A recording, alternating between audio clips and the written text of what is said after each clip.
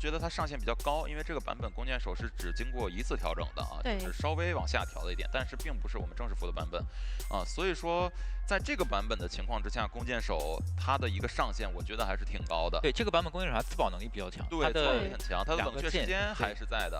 其实感觉他们12秒，对，感觉他们选出来的话也是比较偏向于一个前期自保，因为阵容上来讲，像冒险家跟大副可能跛脚羊前期也不太会去碰。对。那园丁之外再选一手弓箭手，可能我们话不知道就是有没有针对性的练过跛脚羊追弓箭手，因为我们来常规思路来想的话，第一局可能不遇见，就我跛脚羊的轮次可能不轮到你弓箭手出场，弓箭手一般打割卷员会非常吃香，对吧？我原地罚站一会儿，对，如果是命中的话。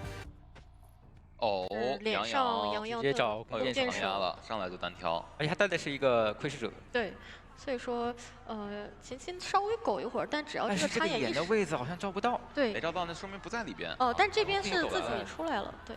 对，下一块板。先进入到一个牵制点。啊，先来一个秘弩，然后哦呦，龙骨弓空了。啊，不过好在前期这个是命中了，好像也不是很好。对，因为这边没有到100。很可惜94。哎呀，差一点99。迟早点板。僵直破板。但现在僵直的话，其实对江秋来讲没有任何影响。也是，反正前置节奏还是太好了。看这一发龙骨弓的命中。哇，你看他的转向还是很丝滑的，就是瞄的不太准。还可以再接一个后撤。哦，可以。这边直接拉满，那这第2个笼子是废掉了。是2套道具废了1个龙啊。然后把自己的飞轮拖出来，长生用飞轮操作。是的。但是被骗出来了。有点急了。江秋那边。也大概预判到了他的飞轮，对，所以说那边没有着急出刀。那这个击倒时间的话，加上冒险家的输液是1台半多一点点。目前看来就是效果不算特别的好，但是也还行，也飞了一个笼子。对，就是没有说看出弓箭手它的一个作用啊，就是感觉跟平常牵制位拿出来也差不多。但好在也不是说很拖后腿的样子。对。好，这边爆来的比较早。那句话，吃半刀、吃1刀和不吃刀，它是有天差地别的。包括说杨洋手里其实还是有道具的。哦，那就是好像吃了1刀救的。对。看一下杨洋啊，手里还有一次龙骨弓的机会，但是应该要留给3。对，等36。对，因为他这波有化险为夷嘛，我的任务就是先倒走，然后倒到第2个带化险为夷队友附近，让他好救一波。对，毕竟可能你就光凭借一个龙骨弓也牵制不了20秒，是很夸张。看一下园丁那边是在翻箱子。园丁去翻箱子也是为后期的一个运营做铺垫了。其实这个局的话，弓箭手应该是保不住的了啊。因为而且能看到李宝这边是想带远，让杨洋想带走，让李宝直接对，但是这边江秋是意识到了，所以说直接挂回来。让他们的密码级是慢了很多的。对，这样的话园丁得多跑一段，然后大副的话也得多跑一段，去3板找心机。哎，对了，他们打这个园丁会不会有一个园丁体系的说法？但他已经把道具换成了护腕，只是想辅助他去救援啊。对，还真是。对，可能就不往那边想了啊。对。你看也是直接分开，哎，一个空跃龙，对，跃了没龙啊，光跃一下。看一下这次能瞄准吗？可惜。这样子的话，倒到角落应该是也没有特别大的就是园丁体系的说法。就正常的套了2波化险为夷，然后都倒到角落啊，外面尽量多去补一下状态，因为冒险家在的话，密码级还是差个2整台。没错，而且那边的话，大副状态也是调回来了嘛。园丁手里刚刚也是提前补充了一个护腕的道具。你像这个局这么大的一张地图，现在差2整台的2整旗。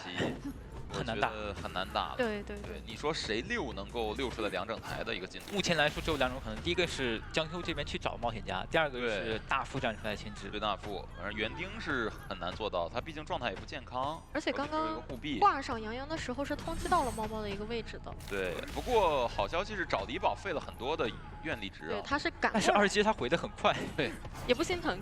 那这个表的话已经是逼出来了。不过好在怀表的一个牵制前期还是比较稳定。很稳的，很稳的。对。但是一块表的话，都咬到了。对。直接切船过去。半状态的园丁。单向龙。还行，刚刚有一个是的，看能不能护腕直接弹走。后板手里的护腕看怎么交。罩住了，像不太好交。罩住的话就不太好交了，还是要弹了回来，但是笼子应该能废了，笼子要这个笼子跟过去应该没有一个拿刀升位啊，那还可以，那相当于多废了一个笼子嘛。没错，其实还可以的，这个道具还很有用，加上自己的一个护盾。那现在看一下密码机的话，其实就差半台了，因为冒险家身上是有一个69嘛。对，其实我们就是说大副和园丁他都抵挡住了压力，是的，对吧？就没有说谁倒的特别快，导致密码机完全。现在有个危险就是冒险家这边救人，他又是有可能会被拦截的。是的，好找嘛。那这样的话，可能还是需要。你看他很鬼鬼祟祟的啊。对。 让感觉需要李宝去压那台密码机，让冒险家先把脸上这个26的给亮掉。对，很难。对于他来说，因为他现在人可能都不太能救。5%的样子啊。但是他不亮掉的话，就没有人。哎，那这边是江秋这边给身位了。对，那能亮。对，亮了再过来，反正密码机压好了，那就是最舒服的局势了。是的，是的来说，因为江秋他选择回手了啊。因为他可能确实是不太清楚冒险家的一个位置。是的。但园丁过半了，而且底牌传送也快好了。 感觉这个局的话，应该保一个3没什么问题，对于很有3抓面吧，可以这样说。博奖阳开门战能力还是很强的。对对对，而且愿力也比较多。看一下这波，两个人都有回光返照。啊，2个人回光返照都站起来，园丁那边往大房走过来要杀冒险家，抓神坠。哎，但这个有点远了。飞轮。哦，还是击倒。那这样猫猫也跑不远。对，大副第一时间点的门啊，先把。 神坠挂到大房，然后那边门挂上之后还是开不了。看看这个传送，我觉得可以直接交了啊，因为他要来救人的话，再开小门就很慢。看张球这边怎么？他可能想先排一下人的位置，他看到大概是往这个小门的方向走的。到现在是个耳鸣，没有耳鸣，好像排错位置了。对。哎，就在前方，他如果出了一下下是可以找到的。对，出了一下耳鸣标志，但是不太确定具体方向，就看到他进大房了。对，进大房之后去哪儿了就不知道了。其实现在求生者还是很难打，为什么呢？因为大副现在没有道具，他不敢说是，他只能站在门口出来然后卡，不敢给太大压力。对，那我们看一下地窖位置的话，是在大门附近的。完了，李宝要被逼走的。大副走了之后，这个耳鸣就比较好拍了。是的。对，猫猫那边往小门方向走，但是看江秋会不会疑心椅子那边来人。猫猫选择直接点门，但江秋的话直接过去的话是不够的。对，那可以拦得住啊。这边的话，哎，回来了，回来了，那走了。那边拦不住。那走了，那甚至走了。可能是误触了这波。但是他拆的时候也可以取消。 可能你看他一直往回，还是觉得对，还是觉得这个人可能掉那个，就说我传过去了，然后你要出来骗你一下，其实是或者说有人去那边把人给扯下来了。对对对，江秋他就是求生者这边会。对，求生会舒服啊，因为他很多的就是我用一个道具来讲，歌剧毕竟一个单刀嘛，我只能在你后面追。这个 BP 就好像看到，就好像预料到了佩佩。他要打。佩佩可能是这样想的，我歌剧演员怕什么？有点害怕弓箭手。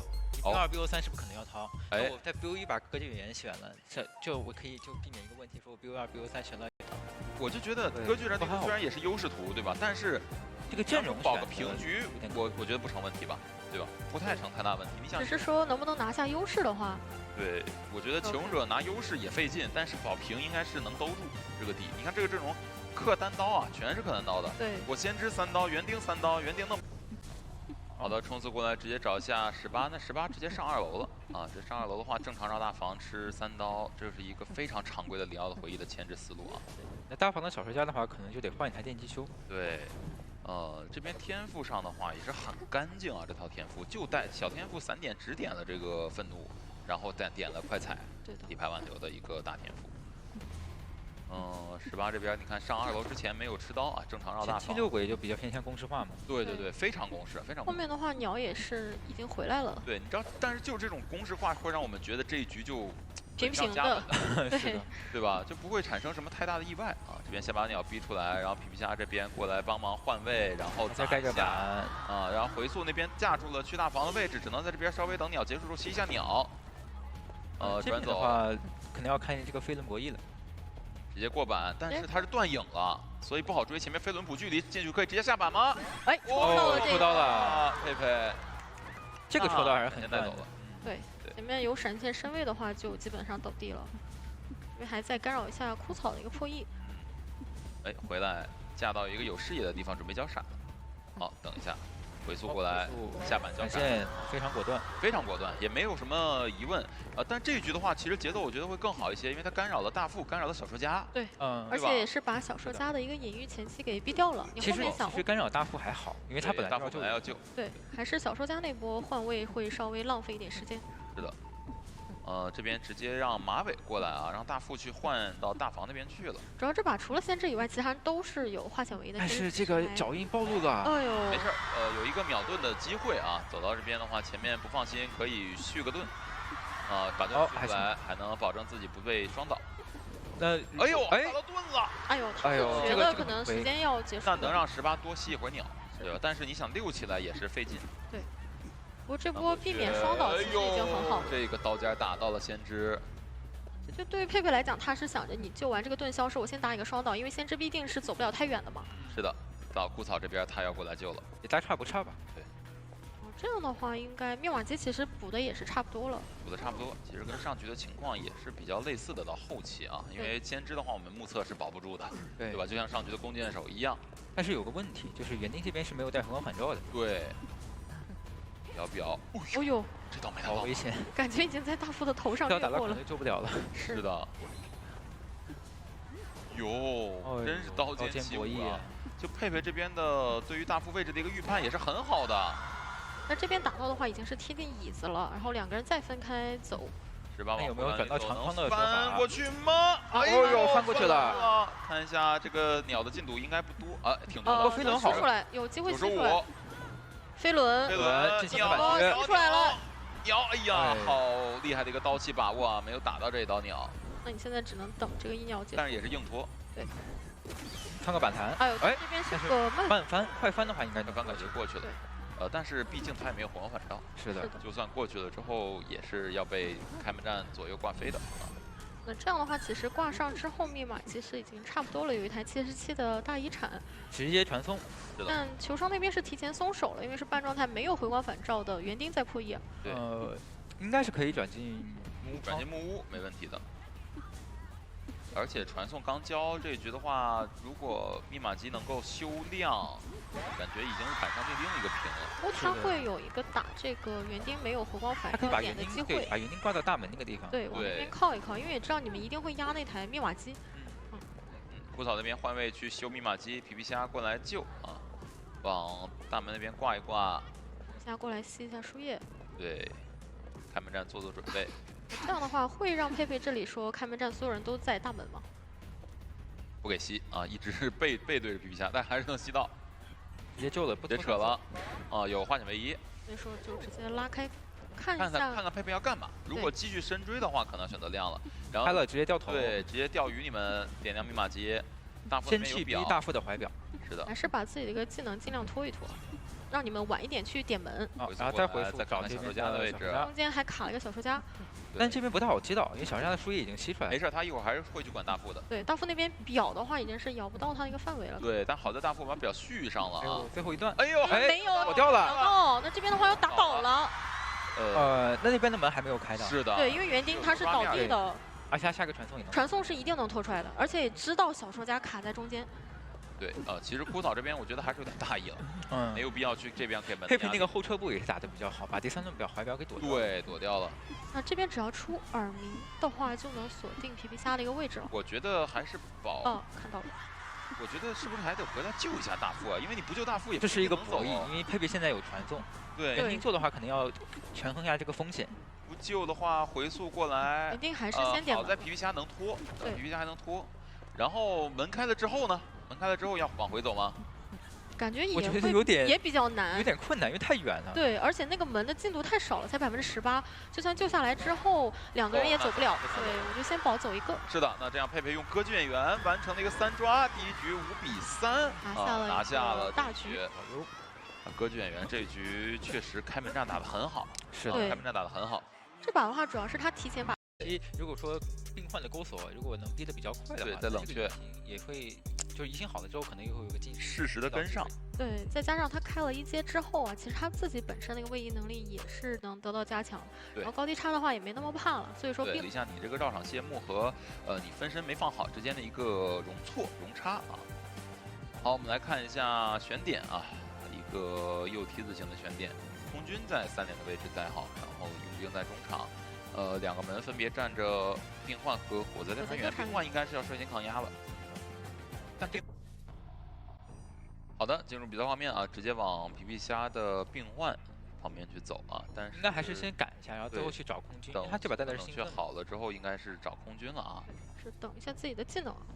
但是这样深追的话，真的还能找空军吗？但是病患的话，他是直接交了钩爪去拉点了，好像找 CD。对，很神秘啊！而且到了2楼，冷却马上又要好了，先跳下来一波，但是有点身具被诓骗到了。还可以再上，因为他现在双重惊喜在 CD。对，2个双重惊喜都没有上到标记的。再上2楼，然后底下佩佩在底下等，再上来骗一下，再下去。皮皮虾的这个地方感觉能玩很久啊，而且还有到道具结束是吧？道具用完应该没问题。骗一下，但是还是上到了一个白球。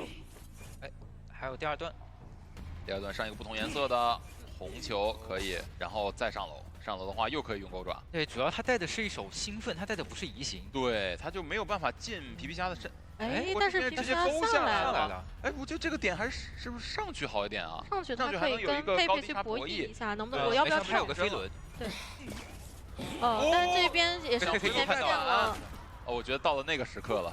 到了那个。对，到了那个快人就倒地到的时刻了。对，所以皮皮虾也是在往边缘的地方去倒。对，其实这种就是我只要拿到第1刀，你就会发现喧嚣就会变得很无敌，很难你近身去溜动它的。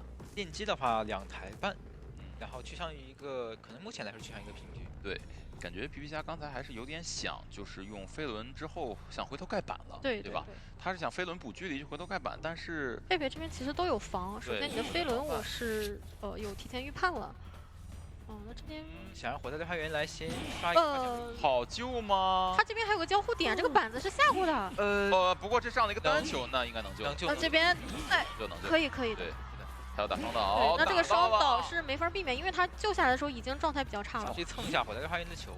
是的，给到2颗球，蹲翻再弹出来，看看能不能活过20秒啊！双击好了费劲啊。对，主要是他的一个技能好了。对，是的。没办法，那这波双倒对于佩佩来说是非常赚的，对他节奏就好了很多。对，但是从那个身具来看，说实话能救下来都不错了，已经很好了。而且还可以挂到这个小黄这台电机，对，挂到马尔这边自起的一个地方。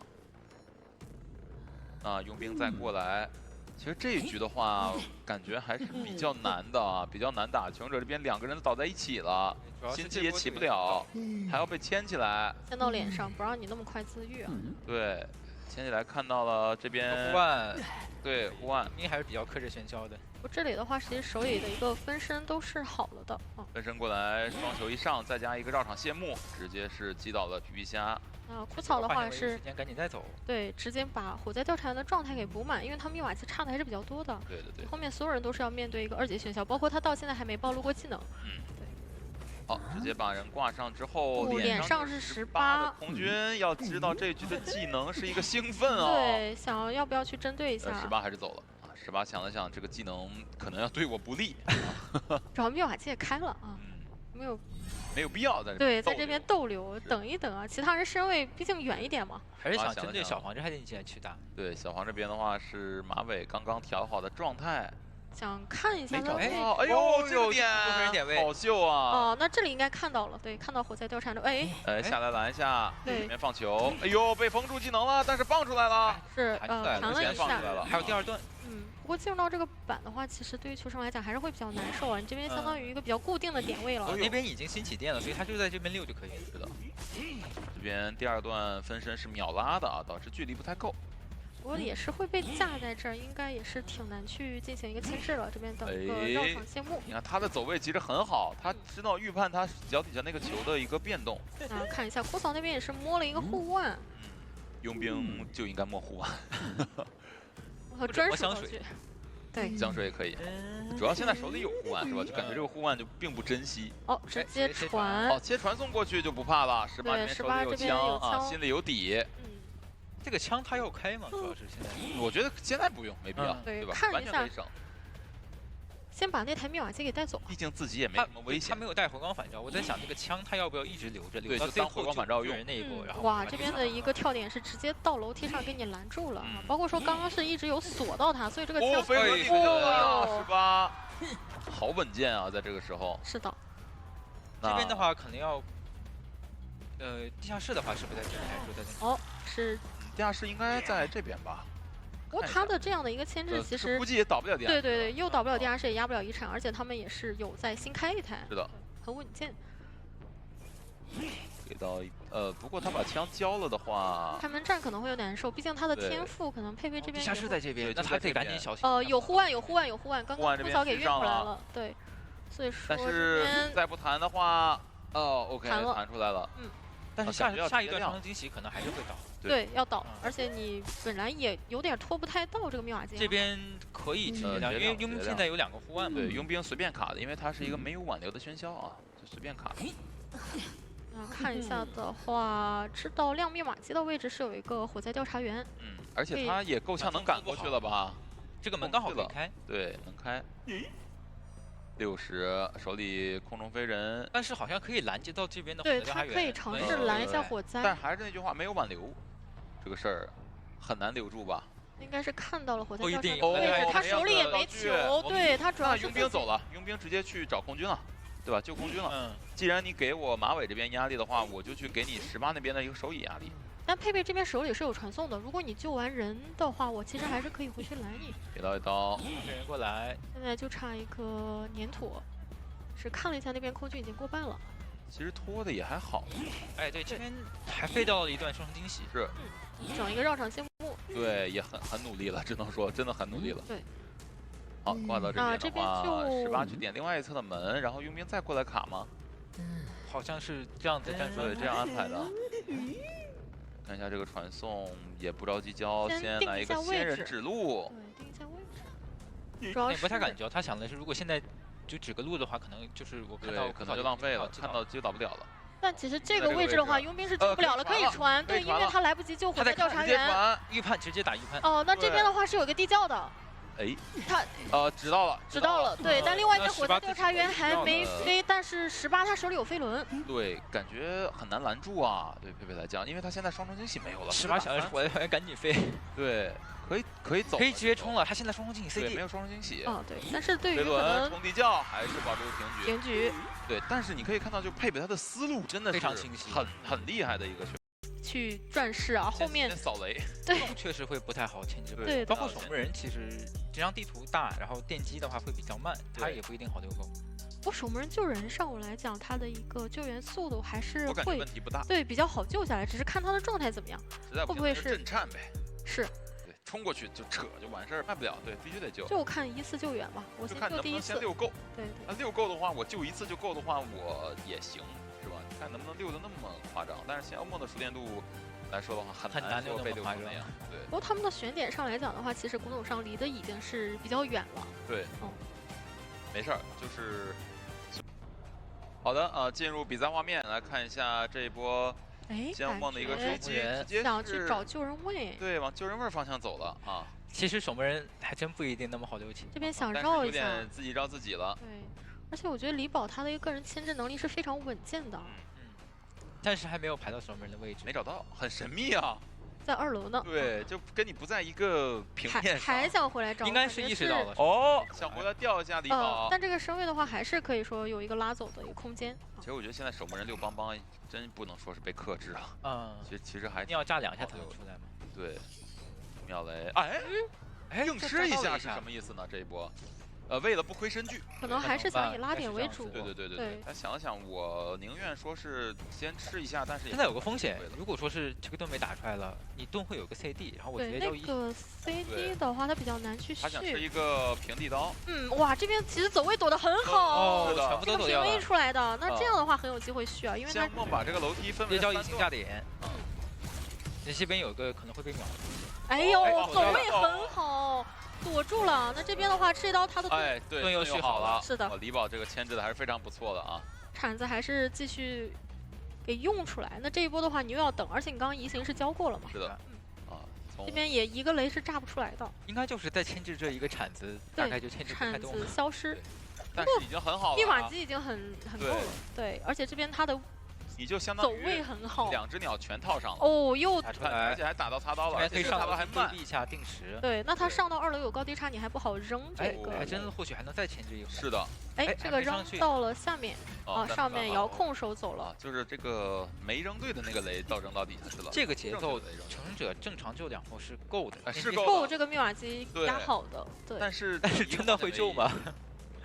救一波得救吧，先救一波啊！看这一波救人的那个人状态怎么样，能不能回去补密码机？这波是他们打算派火的多少人来救，但是他是没有携带化险为夷的。对，应该配合，应该2个人。2个人一起来稳一点，因为现在他们不能接受救不下来。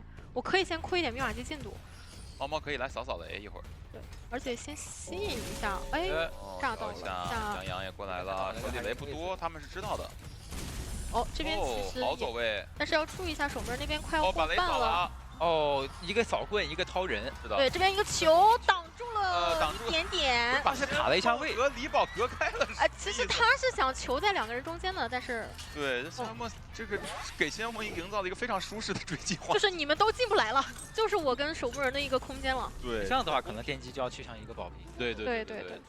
就是这一波我们能看出来他们想干大事，你知道吧？对，但是你比如说效果前半部打的还真挺好的，对，古董上扫开，然后那个回来还原掏，起码是救下来了。对，而且状态其实掉的也没有特别多。古董商这边有通缉的话，其实是不太好蹲的。这波又要神坠跟这边有化险为夷，是的，但是风险很大。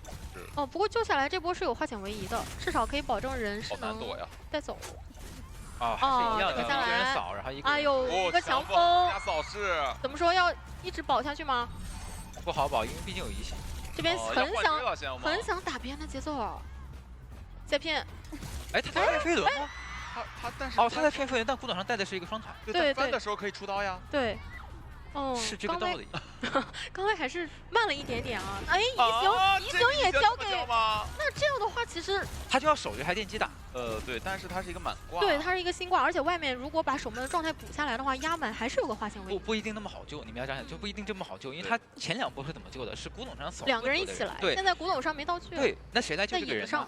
气象学家嘛，还是守门人？又得气象加守门，又得气象加守门，又得来。然后杨洋一个人。他们气象学家这一波是卡着，就是云的一个极限距离，把自己调好的同时，把守门人摸好。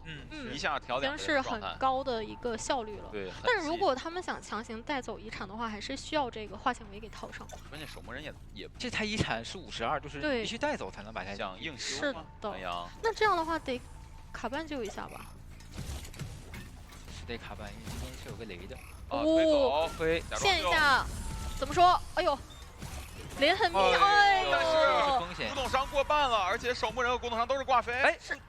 但是他比较还是先针对。对，这边也是一炸倒，这边是一炸倒，那就看杨洋能不能撑住了。这边一个技能弹出去，没有击倒，再回去挂这边的气象学家。对，神坠这边是起不来。那另外2个人也是要赶紧走啊。2个人都是挂飞。对。现在的话，他们好像还是没有想去再新开一台。觉得新开会比较好。现在必须新开了。对，你再去打这个椅子跟那个椅子是不一样的。对，古董商去，古董商和守门人要再来配合救吗？让杨洋去新开了。主要是古董。哇，这个真是一点都不吝啬。先我就告诉你们，你们要压满救，就包不够的啊。但是你不压满的话，可能会有更大的风险。我觉得宁愿保平，是这样。猫猫那边摸了个针。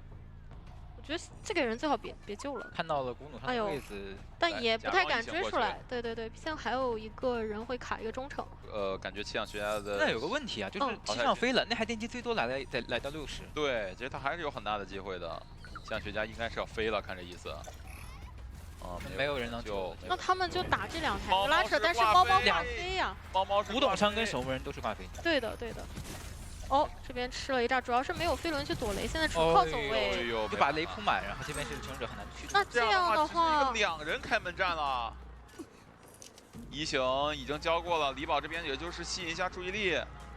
那其实现在对于香梦来讲，我先针对1个人，对吧？对，只要开门战再击倒1个就好了。对，你手里没道具很难牵制到走。直接开了，可以直接开了，没必要拖了。然后火灾离门还很远，但这边守着地窖啊，对，外面是失楼的一个地窖。如果说能走窗那边的话，确实有一个走地窖的机会。翻这个板，但是没有板弹，可能会被贴近身位。对，主要，但是现在他的一个首要目的还是帮杨洋把门的时间拖出来，这个门还没贴到呢。如果他倒了的话，但是溜达过去应该也不够吧？是，他就别倒到那边。换插眼了，仙阳梦就是慢慢跟你耗。对，反正我雷一直给你架住，总能炸到的。把3抓是肯定稳的，但是想4抓的话，应该时间不够的。是，因为刚刚是技能有教过嘛，对，用来处理古董伤亡。慢慢排，仙阳梦就是一步一个脚印，一步一个插眼。这边把李宝架在这儿，遥控雷左右瞄准，把他逼到有眼。这边一直在爆点，他应该不可能找不到的。对。而且想再往后退一退。这边有个遥控，哎，没炸到，没炸到，回着手。李宝现在想孤注一掷啊，没有，还这个犹豫一下，很难孤注一掷变成保持理智。对，很难孤出去。又要孤注一掷了。一个插眼的僵直。好像还是很难走，因为他翻窗的话，这边你要走位躲呀。对，躲了那个仙雾本体还在这个地窖上，他扔一个高低差的也看不见。好，那这样的话完成一个3抓，2边5比3还一个5比3啊，双方是互相拿一局啊。感觉这把的话，对于球上来讲还是太执着于那台密码机了。对，安回去吧，你不可能这样。你下意识会觉得我要把窗封了，所以你会拉走。还是会先拉走，拉走之后我就利用这一点时间，可能5到6秒，你再贴出这个窗的机会给你上。哎，就是一个心理博弈。对，因为你想带封窗的话，你到底是放弃挽留还是放弃底牌？张狂很难放弃吧？难道是肯定要很舒适？因为佣兵的话无所谓，就其他人只要舒适就 OK。开局肯定都是每个人都很舒适，对，很舒适。但是什么时候是不舒适？就是你把这个当破轮，就是翻过一个窗，如果还真的写在封窗了之后，可能就会比较难受了，对，就会紧张起来。那你好，先封窗，先走地封窗。哎，我也要封2个窗。这边要弄不好的话，再多封一个。对，这边窗实在是有点多。3窗啊，3窗那个短窗就算了，差不多了啊。对，这2个长的比较强势啊，对于球手来讲。哎，你想去小船，小船还剩一个窗，仙雾梦早就洞察了这一点，但是被走位躲了一下，这个加速。而且这边有个柱子是可以扭一下。哎，封窗可是有时间限制的哦，直接过去了。但这是个粘土球。是啊，有点小亏。对。这边的话。你看这个走位。变身了，要变身啊！觉得你但是猫猫这边好像反应他没进点呀，没办法，因为变身的这个后摇也是比较短啊。不过现在回到那2个长窗去就已经可以去交互了。对，再封一次窗吧。对，再封一次，然后再变身，然后等下次比如说上根刺，1阶上根刺之后，然后直接等一个闪。对，也是为了多拿点存在感，其实。是的。哎呦，但这边有点失误了。这个尖刺好像是躲掉了。要不直接准备闪现算了。但手里是飞轮现出来了，但手里还有个球，现在不是闪现身位。又夹住了。先交个火球。我觉得可以直接闪跟上了。对。省了，因为过来的话这边有点窄道啊。但时间其实还可以啊，1分20秒上挂。那这样子的话，空军可能会有点压力。空军会想一下这边是不是带了闪现？对。不过他贴的比较早。然后这边的话，这个长窗也是在的。躲到了。本身带了一个窗弹，这个长刺应该是可以消失。哦呦，这个加速也躲了，还在拖时间。接下来直接开。反正开，你是兴奋，我就给你逼出来。对，反正开了，而且开的话，因为它只有1层次，它也不怕。而且杂技可以趁这个时间去转到那个。对，主要是这波你没有打空军，你存在感没那么多的话，猫猫还是有牵制机会的。空姐这边是有一个球的。是的，你没有2阶嘛。你看他其实猫猫一直在想着去预判这个闪现的事情。对，但真有点亏。你看这要是个粘土球的话，就会很有用。这边想扛，但是有点来不及。赶紧交闪了。对，有点来不及。对，仙雾梦这边也不装了，我其实就是闪现。对，兴奋的话我早就交了，忍不了的。可以压到一下这台应该是13%。对，13的。还比较少。过来，李宝贴过来，准备套化险为夷。杨洋去大船修的话是没什么干扰机会的，那台密码机太安全了。直接刷走，对自己状态。这一层次他应该仙雾梦没有想到那个有阶2.26这样子，你看因为他只上了1层次。对，他刚才是想一个1阶2阶的一个结合2层次，但是那一层次空了。那这样的话就多一个变身了。变身加悲观就好。对，主要是猫猫它的这个飞轮也没好。是的。尽量再下快板，让你挂的久一点。密码机的话，还是差2整台的。对。其实现在就是破轮的一个节奏了，因为现在安全机的点位正在变少。好消息是这边的闪现还没有好。对。就现在大船和木屋还算是安全期，但是你看剩下的海边，然后中场和这个角落，它都是危险期。仙木嗅觉很好，他直接盯着就是这边的空军去了。对他刚刚挂人的时候是通缉到了神坠啊，看到他在拔刺了。这边还有个飞轮。对，这个二阶看一下能不能躲。先把飞轮逼出来。飞轮。但他手里有块表。直接摇。对。那只能先捏一下了。对。再回去，不过他们留的密码机比较分散啊，是一个大三角形。对。你每一次来回控场的话，时间上会花的比较久。对，能控，但是就是可能不太那么好。对。佣兵这边知道吸血没好。刚刚是用在空军那里了。那这边也是回到了一个无敌点啊！我只要一个护腕弹到这个小木屋里，我甚至修起来了。对，其实木屋的机子是管不住的，很安全啊。哦，但是2层刺了，手里还有护腕3层啊，直接弹护腕拉走。弹走。哦，这边是没有脚印，说是 BB 道具吧？对 ，BB 道具。但密码机其实差不多了。而且每次神坠那边都会补充一个道具啊，保证这边我还是有牵制的一些说法的。没错，神坠这边也是一个箱子比较多的地方啊。对。刚交完一个那个怀表，现在有一个魔术棒。对，然后现在你觉得哎，刺比较多，可以去。那这个魔术棒可能没有那么好交。看一下交出来能。哎呦！这看台手交的好博弈。哦呦！哎呀，还能翻了过去，这个夹子也空了。那其实。哦，也倒了，但他没有，他没有回光返照。95的密码机，地窖的话是在大门那个方向。没有回光返照，遇上没有挽留，真的是撞到一起了。而且他是没有底牌的，大概率这把就是一个平局。对，他们应该能猜到，主要杨洋那个点离小门比较近，非常近。对，然后你这个人卡半救一下，我不管怎样，我再卡一下中场嘛。他又不是个挂飞。可以打佣兵，让他们不敢亮。想博一个震慑，因为震慑的话，这边佣兵的话就没有办法第一时间开。但是这样，如果说给佣兵一刀再快速打空军的话，但现在不行，小化解围的时间太短了，很难。先把夹子都给踩了，还是在等这个时间的。主要是他很想扛一下打这个针对。那现在还不能亮，不能亮。对。不过神坠也是把自己的窗团给交出去，但是马上就能亮了，因为佣兵他的小搏命时间很短。亮了以后马上去贴门，这边刚刚飞轮是交过了，所以这边可能要直接捏倒。那只能再把。离椅子也很近。对。佣兵要不要秒救一波变身的话？走了，没有，回来了，对，你不救的话，你自己也走不到门，然后队友那边还不一定能点开，所以说扯完再分散开来。那先杀佣兵啊，先打佣兵了，对。但闪现飞关没好，对，直接闪现击倒呢，闪了，先击倒，然后再去找一下这边的神坠节奏，对，找一下空军。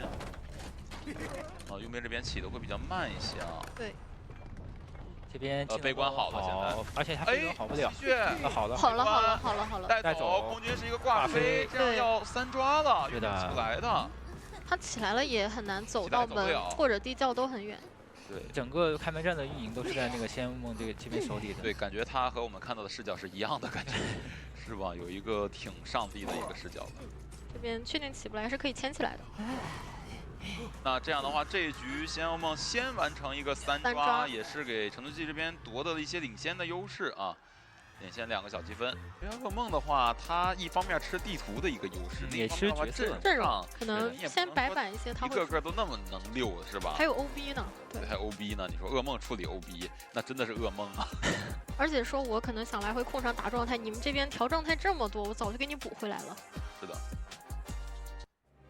放大船如何应对？我可以随时脱离大船。对，它是一个不需要放板车的玩具商。对，而且还可以随时起飞3次。是的，一旦交了蛛丝追他一个层云飞出去，好，这丝全废了啊！又要慢慢走出去，所以说苏打的话也是直接选在了海侧旁边啊。是的啊，不过没事，玩具商也不要哭，你也有气象学家没有的，你手里有。找到马尾的心理学家了啊，因为心理学家的话，他。毕竟虽然说白板嘛，对，它是3格状态，但是它白板啊。开局先骗一个弹射，对，也不着急，主要就攒丝啊。他这一局的话，就是有一个戏弄，然后加一手愤怒，加兴奋，对，然后去找这边的18的空军，对，加困兽去防前锋，反正都做到了啊。前锋空军都有防吧，对吧？然后还带了一手暴木，一个慢翻弹射交出来不爆点，非常细节。你要是这波是快翻的话，那肯定要被苏打拉近身位的。对，苏打可能就直接绕过来，我就不翻这个城了。是。现在有点儿没事哦，没事，都是在反绕监管者。哎，但是兴奋好了，是的，还是要逼一下，就是这个枪还是要交了之后，前锋那边的话也更好发挥。不过前锋其实离得会比较远。不过这个点要被架住了。对，这边的话丝会比较多，你那个长窗其实有点翻不太动了。对，这边可能就不太好博弈了，而且空军身上好像还有一层刺。哦。哇！哎，18刚才应该没死了啊，就是这清掉了，打到他了，对。哎，前锋来了，哎，但是没注意自己的身位，是帮18转点。哦，但也还好吧，有个心理学家可以追上，补下认错。18这边到了双11，还是往外围走，尽量多耗一点，但是拉不了，应该还是比较难拉不了点呀，因为这是蜘蛛，对，跟得太快了。感觉不如进到刚才的双11板去。对，因为技能已经逼掉了，真的应该进双11的。他会逼迫到他去踩个板，这边选择直接撞救。撞救的话也是不亏状态，还能继续 OB， 趁着兴奋还在 CD。这里的话还想撞，哎呦，坏了！不仅打到了空军，还敲了个插刀。那心理学家其实没有更多的一个应激去给他补了。感觉坏中坏，现在是。现在可能要找一下层云了。对。而且找一下暖雨了。对，会有点远啊，因为这个毕竟不能远程去给你，还是要贴一下身位啊。感觉这一局，我觉得这一波下来，苏打的多少面要出来了。前锋有一个暖雨，然后这边气象学家去救人，抓个化险为夷。是的，加化险为夷，但密码机是跟不上的。只有心理在外面修。对，只有心理在外面修，而且心理在二手节奏很好续。最重要的是，你看他现在丝又续上来了。如果说空军这边真的挂飞了之后，第二手节奏你技能又能好，对，然后再去续第二手，可能就很难去牵制。是的，是的，这一局的话，苏打的机会真的大大的。感觉他们是不是要卖掉了？可卖了的话，我觉得真行。虽然说但是卖不卖都费不了多少，还是要来救。对，还想救一波。想救一波，但是你救一波的话，气象学家要付出状态的。这边。假装吐丝，哎，其实就可以直接吐一下。我觉得可以直接吹，对，直接吐。对，吹了救，然后不扛了吧？不扛了。打到了一个针对。对，我觉得他刚可以就直接吐，还直接打了。对。因为其实扛到了这个，哎，这边还回头接到了这个4。主要是其实就算帮空军扛了一下的话，他也没有太多可溜的空间了。没必要，确实没必要。没道具。他其实想帮18扛到双11里面，看能不能逼一个底牌出来，但是肯定是逼不了的。苏打这时候不会说底牌切闪什么的，他一点都不着急。他的底牌要留着去续二手。对，续二手节奏，你想他131点4，谁能扛？外面差1台半。哎，直接预判船。但是马尾这边是刚刚点亮，骗他的来船，但是就算你骗他来船，你也很难牵制。对，只要他能击倒，密码机还是不够。对，而且身上还有90点4，你怎么牵制呢？对，溜不了的。因为你另外2个人的话离得也会比较远，而且密码机也不太够。哇，把4蹭掉，这边要倒了。哇，对，是的，太快了。是蜘蛛的舒适区啊！天哪，太舒适了。前锋那台密码机不仅离得远啊，而且还开不掉，而且开不掉。而且气象的话不好救，因为他现在不好救。他吃一吐的话就。他得先卡到那个前锋把电机破完之后，然后他再去修这台，前锋再过来。皮皮虾这边也是且战且退啊。先松手啊，让你知道我这边可能要过来了。亮了，那苏打这边要拦截前锋了。两边应该都心知肚明，是你前锋亮了电之后就会来救人。对，过来找一下。不过前锋其实也没有带回光返照，是心理学家带了。蹭个板弹。心理学家还会过半。这可不行蹭啊！这蹭了，苏打这边射也起不来啊。不能让你把这板弹交而且密码机不够啊，对。拉球。现在一个雪刀先拉到上面，这个地方还是一个高做到了，非常精。密码机还不够，现在。 5秒4、3，应该还是能先扯，救完之后前锋可能得注意一下自己。对。对，而且这边可以压起身。那这样的话给前锋一个贴门的机会了倒是。但前锋身上挂着一层丝的话，也会说让苏打这边知道，而且你会慢一点点。对，会慢一些的。这个地方就。而且苏打也不着急，他可以拖自己的技能跟周四岛。而且他把这个心理学家开门击倒之后是可以直接裹起。对，直接亮了，但还是说会还在扯丝，那这一局是直接准备。没有想去牵制了，直接倒到海边。对，那可能要被迫裹减了。感觉要3了，就是直接送一个人给他。对，我们1人1个门，你只能传一个。只能传一个。你传哪个，那个人就给你了。传到这边枯草，让皮皮虾赶紧点小门。还是有点远。但手里还有一个魔术棒。或许有机会操作，因为双11的板局是没怎么用的。对，刚刚有省下来的。对18的这个功劳是吧？6这边有可能会埋一个伏笔。对，非常节约。但是他这局也是没有，还真说不准，他带了一个魔术棒。对，如果能骗一刀的话，夹在这里，然后慢慢吐丝，没吐到。哦呦，魔术王没打到。好博弈啊！真好博弈。地大魔术王还是比较少见的。一个好像是前几个赛季的一个对比较古早的一个时装了。对，我会觉得它的手感会比较的扎实，对吧？因为它比较重。它比较重，看起来比较重啊，但实际上并不影响，对吧？这个地方你不可能上2楼，因为路会放夹子。对，你不可能上2楼，你就直接往桥边走，或者说我反绕一圈去起点，这样子。就你可以趁它布置线。哦，没有想放夹子，反心理，就是你觉得我会放，那我不放夹子时间了。对，星儿这边应该是摸失败了，看这个样子是摸了一个香水。香水是失败的标配，你不觉得吗？香水真的是失败的标配。还有个护腕，它失败了就是会从其他的50道具。但是我说实话，我觉得香水打路头是有用的。有用，还真有用，确实有用。苏打这边他可能得提前放一个夹，然后再去把你给勾过来。这个香水可能不太好教的。对，看能不能木压。哦，那就放夹，那这样子然后就算说是我勾回来，还打一刀。哎，但还是要吃，就是这一刀是必吃的，你不管是在就是那个终点吃，还是在这儿吃，都是一样的。哎，他还是他想把那个求生者卡在这个角落里。对，就很有想法，心上的一个博弈，但是差了一点，身位没算好。不过也还是在说吃夹的一个时间内啊，拿到了那一刀。把弹交出来，一个移形过去，过来当闪现，钩子好了。哦，不是一个直射钩，对，这个隔窗钩到带走。这个击倒还是非常快的，很快的，可以干扰到那边的一个密码机，皮皮虾那里前期就有点被干扰。对，而且皮皮虾刚才还是空了一个强风，对吧？对，他想帮来着，因为可能也意识到骆驼可能想卡人嘛，那我先把你本体的一个位置给拉走。还可以再说，你看，先布一个终点站的夹子，然后说你开门站，然后我就可以各种伏笔。对，反正你们不来救，我也不能干等着，对吧？对，多做点事情。还是要做事情的。是的。但是这个人肯定还是要救的。皮皮虾是已经贴过来了。我觉得苏打得记住上一局的教训，一夹一刀该打就打，要不然又要被推走了。要可能被控的。博弈震慑。哎呀，救下来了！哎呀，那跟刚才剧情其实是一样的。对，他还是想多摊点东西，但反而会给到求生这边。因为气象局他上一局救蜘蛛也是这样子。就是能不能吐一刀，结果就啥都没捞着。这局好在是捞到一个这个勾了一下。哎，能不能把心源勾回来？差一点点。那还是要稍微挂远一点，不过也还行。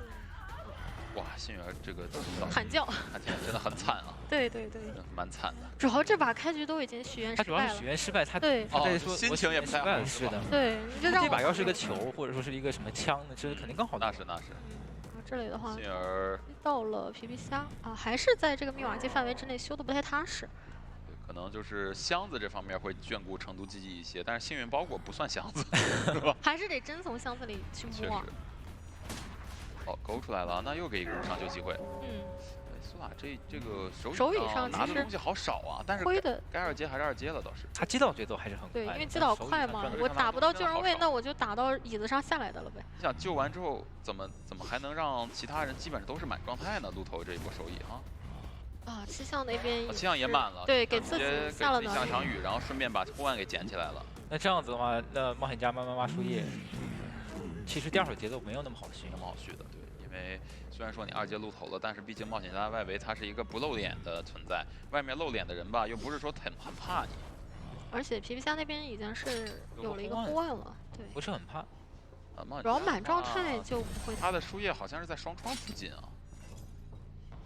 那冒险家一边盯一边变大缩小，这边的皮皮虾，但皮皮虾在压进步。对，皮皮虾也没有被找到。没有脚。冒险家那边已经是应该是找到了，躲过这个墙应该是能找到的。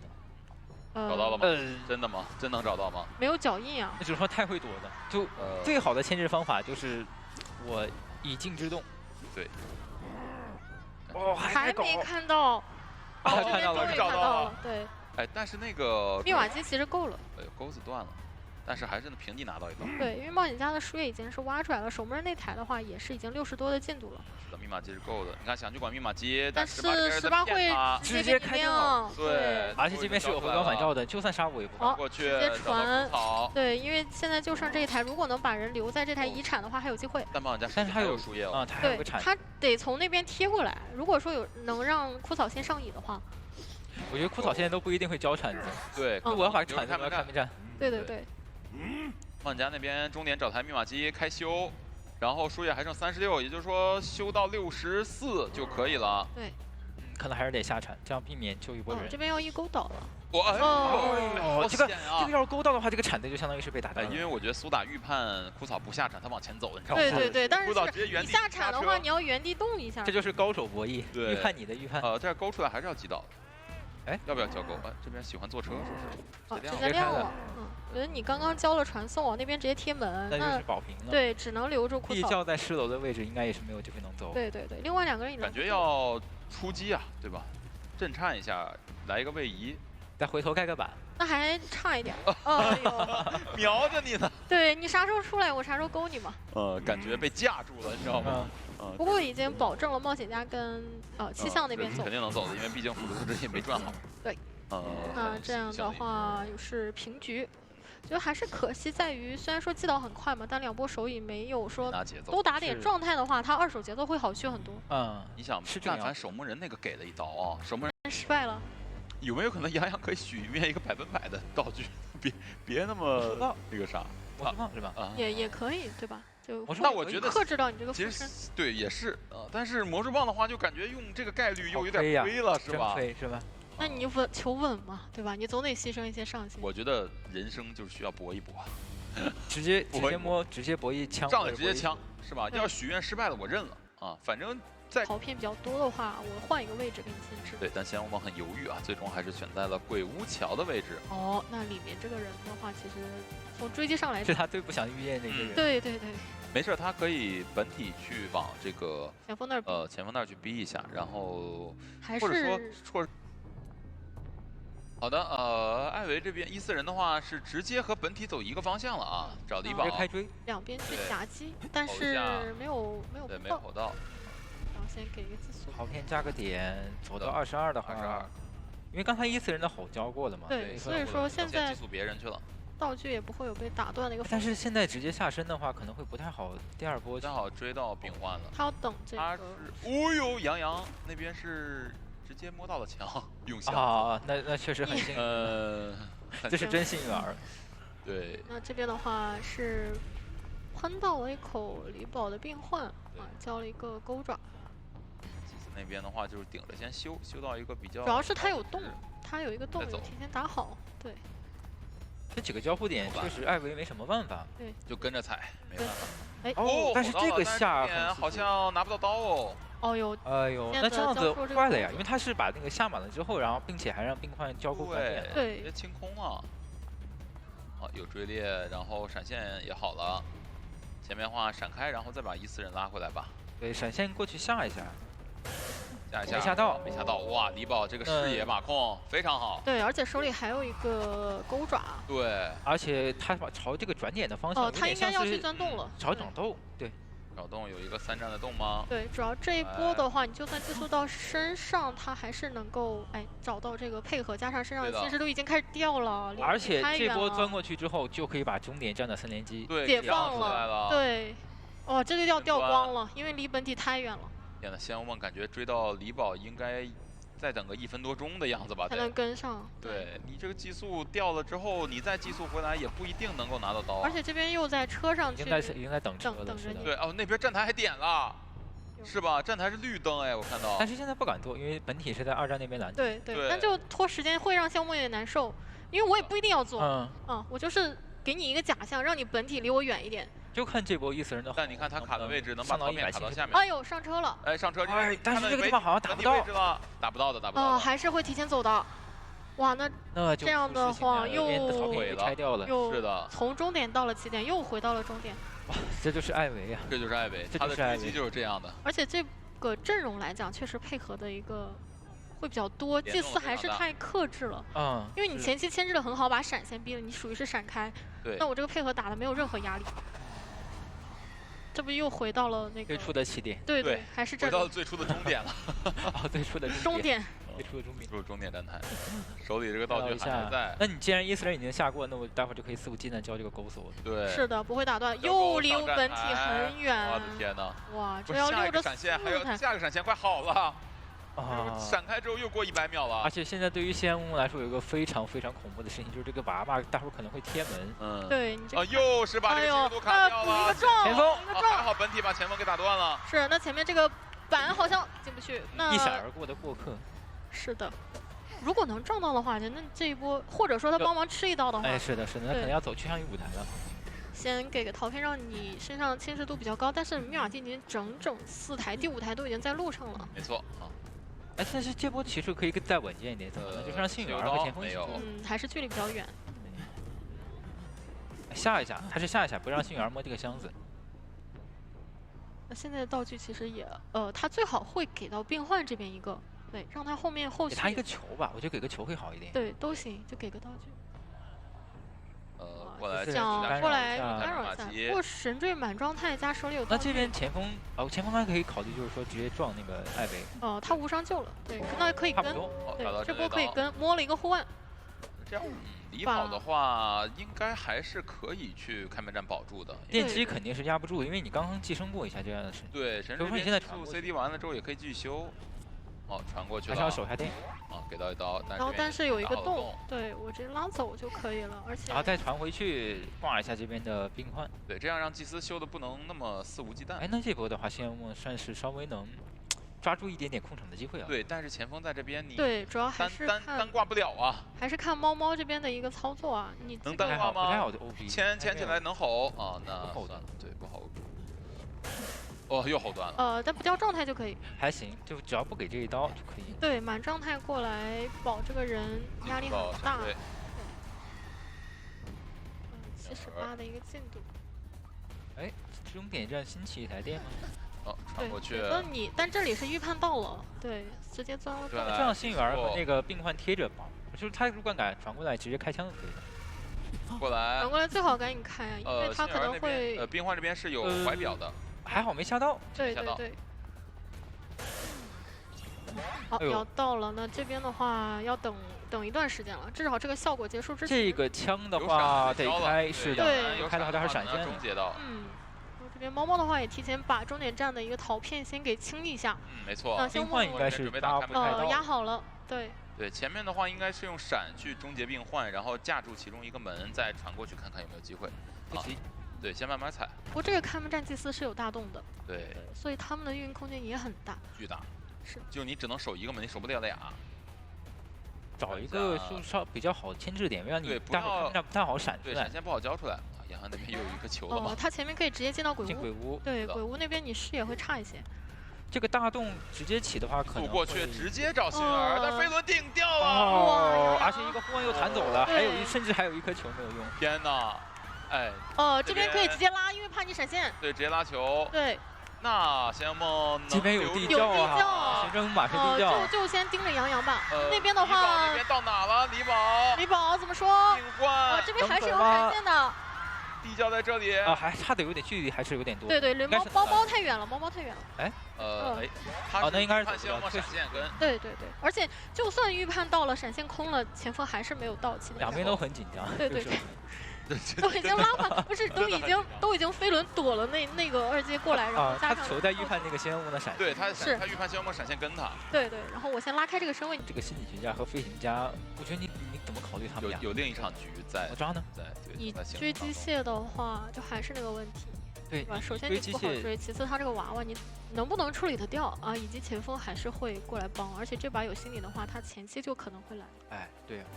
所以仙无梦，我觉得他首先还是相信自己艾维的一个熟练度，对吧？他并不觉得说我的艾维是没熟练度的，我就硬拿。把还是阵容会上把的话，阵容克制，再加上求生者确实发挥的实在是没得挑啊。从头。好的啊，继续14人本体分开走，往医院里边找一找机械师的位置。医院就是本体站一下那个小门地窖电，让你破不了。哎，到了一个平面，哎，没有选择激素。哎，找到一个好位置寄宿吗？是。让机械师这边没有下板，有点侵蚀度。对。那这样的话，娃娃它是放在医院的一个门口了。是的啊，再过去寄宿一下杨洋。地下室在医院啊，已经爆了。对，是尽量拉开，包括说他的机械玩偶也在那儿。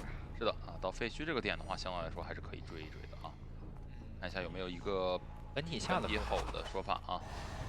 如果吼不到的话，就还是等闪现嘛，因为它是等闪现开。技术一下，哎，其实我觉得这把这局节奏对于仙武来说是非常有机会的，因为它不仅能追机械同时，而且干扰2台电机。对。而且这个闪，你机械是基础是70多侵蚀度的。是的。不需要带本体下。哎。他想这波要他想消了。对。哎呦，但下半场没消掉。啊，还是叠满了。哦，叠满了还行。但是这边还是能再给一个逃片。是的。这边有一个逃片，不着急。如果要走出这个范围，走出范围对，是的。对，过来。这样的话，一个附身吼。寄生吼的话，吼到吼到了。对，吼到。吼到之后还怕没吼到一个本体吼，双保险。仙武梦。而且前面后面都有。地下室。地下在医院。对，第二刚到地下室医院还可以。他就是想先拉走这个危险的点位，加上让自己的娃娃在外面破译。但这一局的话，其实有娃娃在啊，就这一局它是一个真正的娃娃，它是一个完整娃。对。不过这个娃娃可能会被就是伊斯人这边干扰影响。对，干扰一下。往鸟笼方向想来修机，但是激速一下而已啊，然后拉回来手椅，洋洋这边已经贴过来准备救了。这个逃，不过手椅像博弈震慑吗？有点像，但是比较难啊。哎呦！只能说这个仙梦抓实际的能力确实是拿捏到的。手椅型监管者嘛。对，还是他当时飞行家的侵蚀度来到了一个70多，对70-80，压力非常大。也不是说特别危险，因为其实他在椅子旁边讲的会比较慢啊。对。一般来说85以上会是。主要是机械师的淘汰进度没那么极限，他来的比较早嘛。对。这边可以牵起来打秋刀。对，也可以打针灸。接下来。主要这波他是没有这个化险为夷。哎呦，这是扛到刀了。没打到啊！那这个人先挂上去。那这个前锋撞是很有。对，想赶紧给机械师保状态的这边会不会打断呢？看一下。没打断，那机械师这边状态调。能吹起来了。可以，上挂飞先走了。稳住一下啊！对，哇，刚刚还是非常混乱，4个人全在脸上。对，全在脸上。就娃娃在外面，你知道吗？心理学家扛下来这个重担。对，先救了人，然后呢，后面又帮机械调了状态，还扛到了刀。对，很关键啊，因为你是没有这个化险为夷的。前锋这边吃到100%侵蚀度，这样的话博弈就比较有没什么心理压力了。对的。打断这波只能说不大吧，还是70多侵蚀度。怎么飞轮啊？过分了。等打一刀飞轮顶一下再救。确实。可以。那这样的话，杨洋一定要说用自己的一个背包去牵制一下。对，杨洋的话肯定牵制空间是比机械师要大很多的。对。还想再补装。对，但是拉球声音球也不太够了。直接交一个高喷。确实。不过手里闪现也没有拉开的太多。对，他只是进到医院。而且前面是个娃娃的电，还能再给个导电。是的。这边可能娃娃要帮一下，不然要闪。直接闪过去了。因为侵蚀度也叠满了。对的。这算是缓过一口气了吗？对，好像也没缓的太多。比刚刚好。而且他飞行家也是过半了。对，他也是一个挂飞啊。对，只能说是猫刚才确实是没办法。如果说再被震慑的话，就救不了了。对，就过半和震慑2选1。我还是要先救。非常稳健，就临场非常稳健的一个选择。对，猫确实刚才很稳健的一个临场发挥。现在的话，其实对于球上来讲还是比较差的一个节奏，因为他们状态比较。这边低头看手机的时候被偷袭了。对，机械师是挂飞哦。对，是。机械师挂飞哦，现在挺危险的，但是好在是处在一个追击的真空期，因为寄速也寄速过了。对，身上还没有侵蚀度。前锋现在也得顶压力，但是他们的脸上这台对密码机得抢开啊。那前锋很难顶住啊，前锋很难顶住的，因为他现在就是个半状态，而且就剩一点点球皮，跟没有一样。只能说先把仙武梦调回来，不要说再那边要给心理补满心。对，然后再用娃娃去摸一下机械。对，娃娃摸一下那个。摸一下心理。大家也是互帮互助上。对。然后这时候猫来扛压。一定要先调状态。哎，这个可以啊，这个求生者这个策略非常聪明。是的。娃娃可以把心理摸满的。但是怎么感觉仙武梦是不是能找到位置吗？他想排一下倒地的心理。他知道这个人在这附近。对。但是不是那么好找。但仙武梦会。哎，好像是。看到了。但是已经摸起来。摸起来那还行。对。还想接着摸。别小心，这边有个地下室的。对。激素一下心理。在这个点激素的话，就是那能翻。能翻出去了，但是身上侵蚀度非常高。对，喷满了。这个地方其实要硬挂的话，应该是能挂下去。可以挂下去。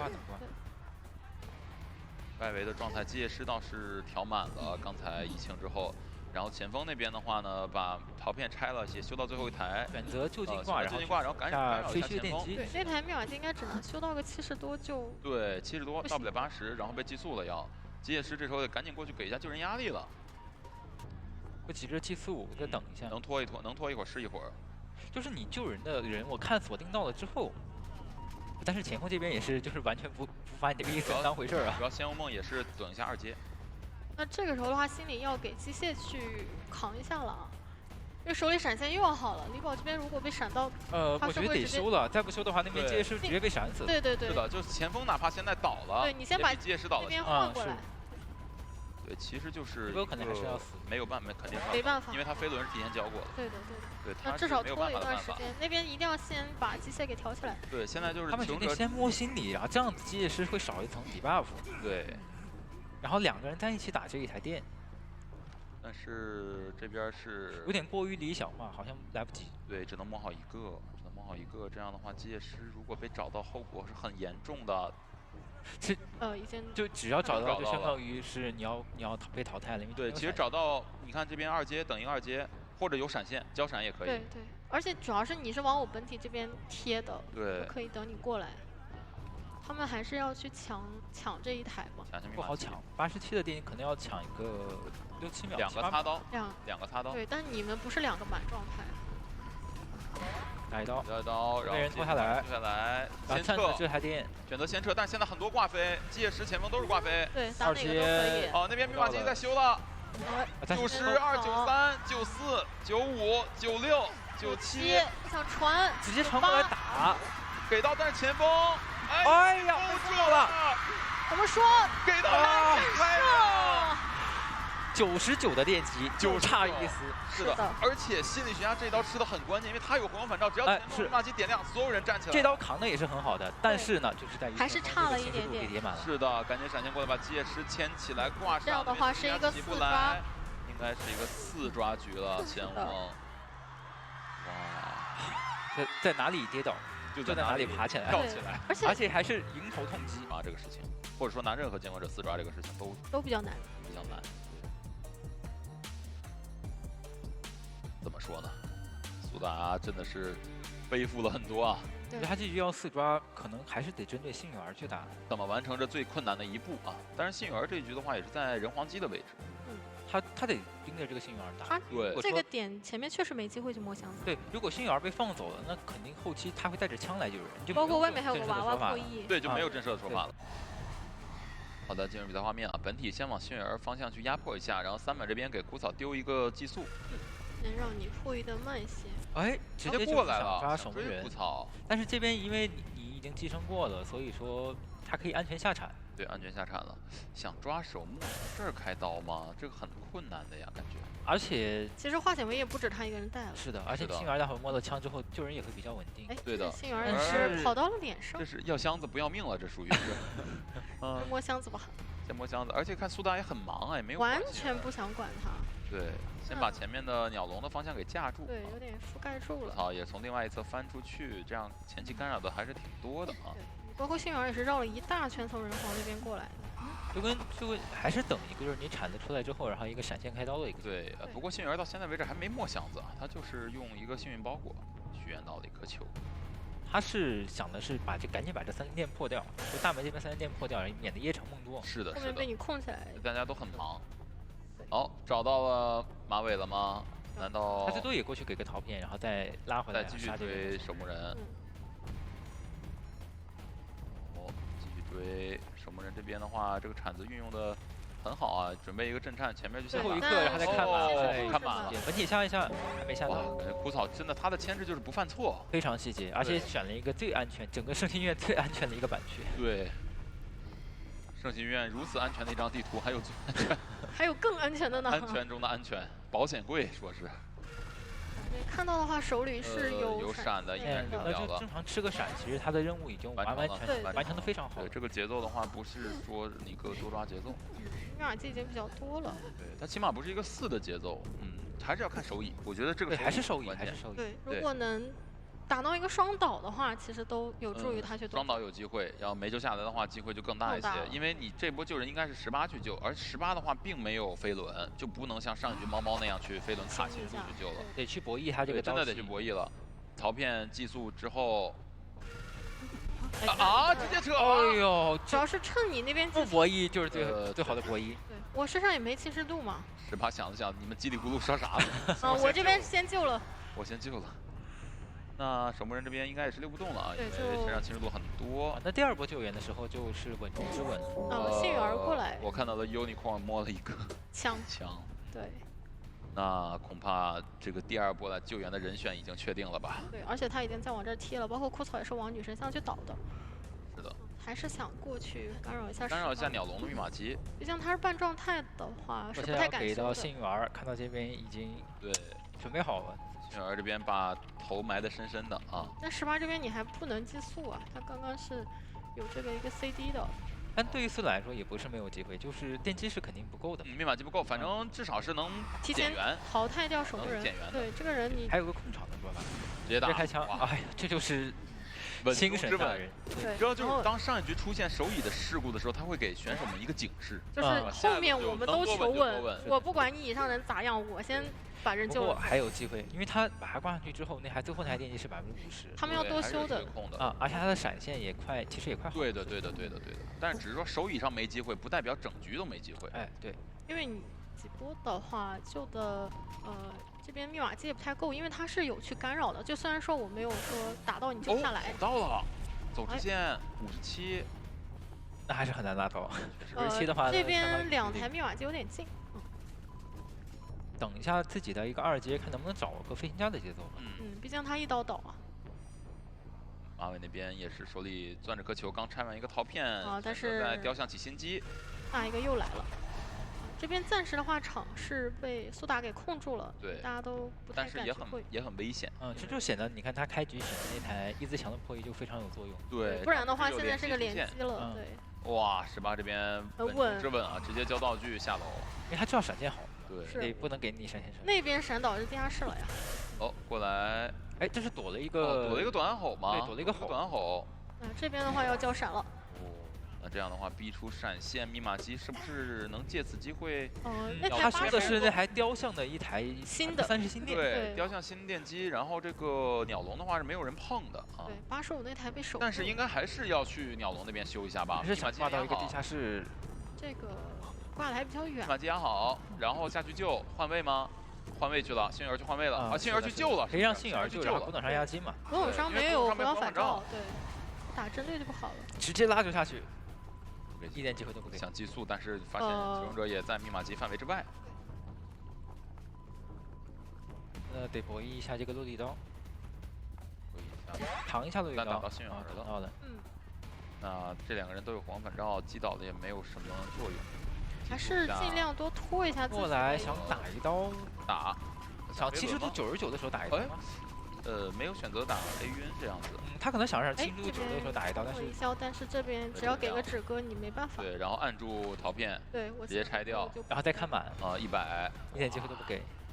18真的，不是这个 PP 虾真的是做到极致了这一波。而且那边幸运儿的门的话已经比较多了，你2个门一起点， 2门都在点。过来，马尾这边就硬点，18这边也在硬点。对，你敢这边要开了，如果收回来的话，马尾那边开了，要开了，抢开就可以了。对，开了赶紧走就可以了。上给到1刀无所谓了，18这边直接是飞起来了。对，因为只要走一个就可以了，倒在了一起。对，只要走一个就可以了。那这样的话也是要恭喜成都GG。拿下本场比赛的胜利，而且的话也是进入到败者组的下一轮当中啊。准备迎战的是低顺位的一个败者。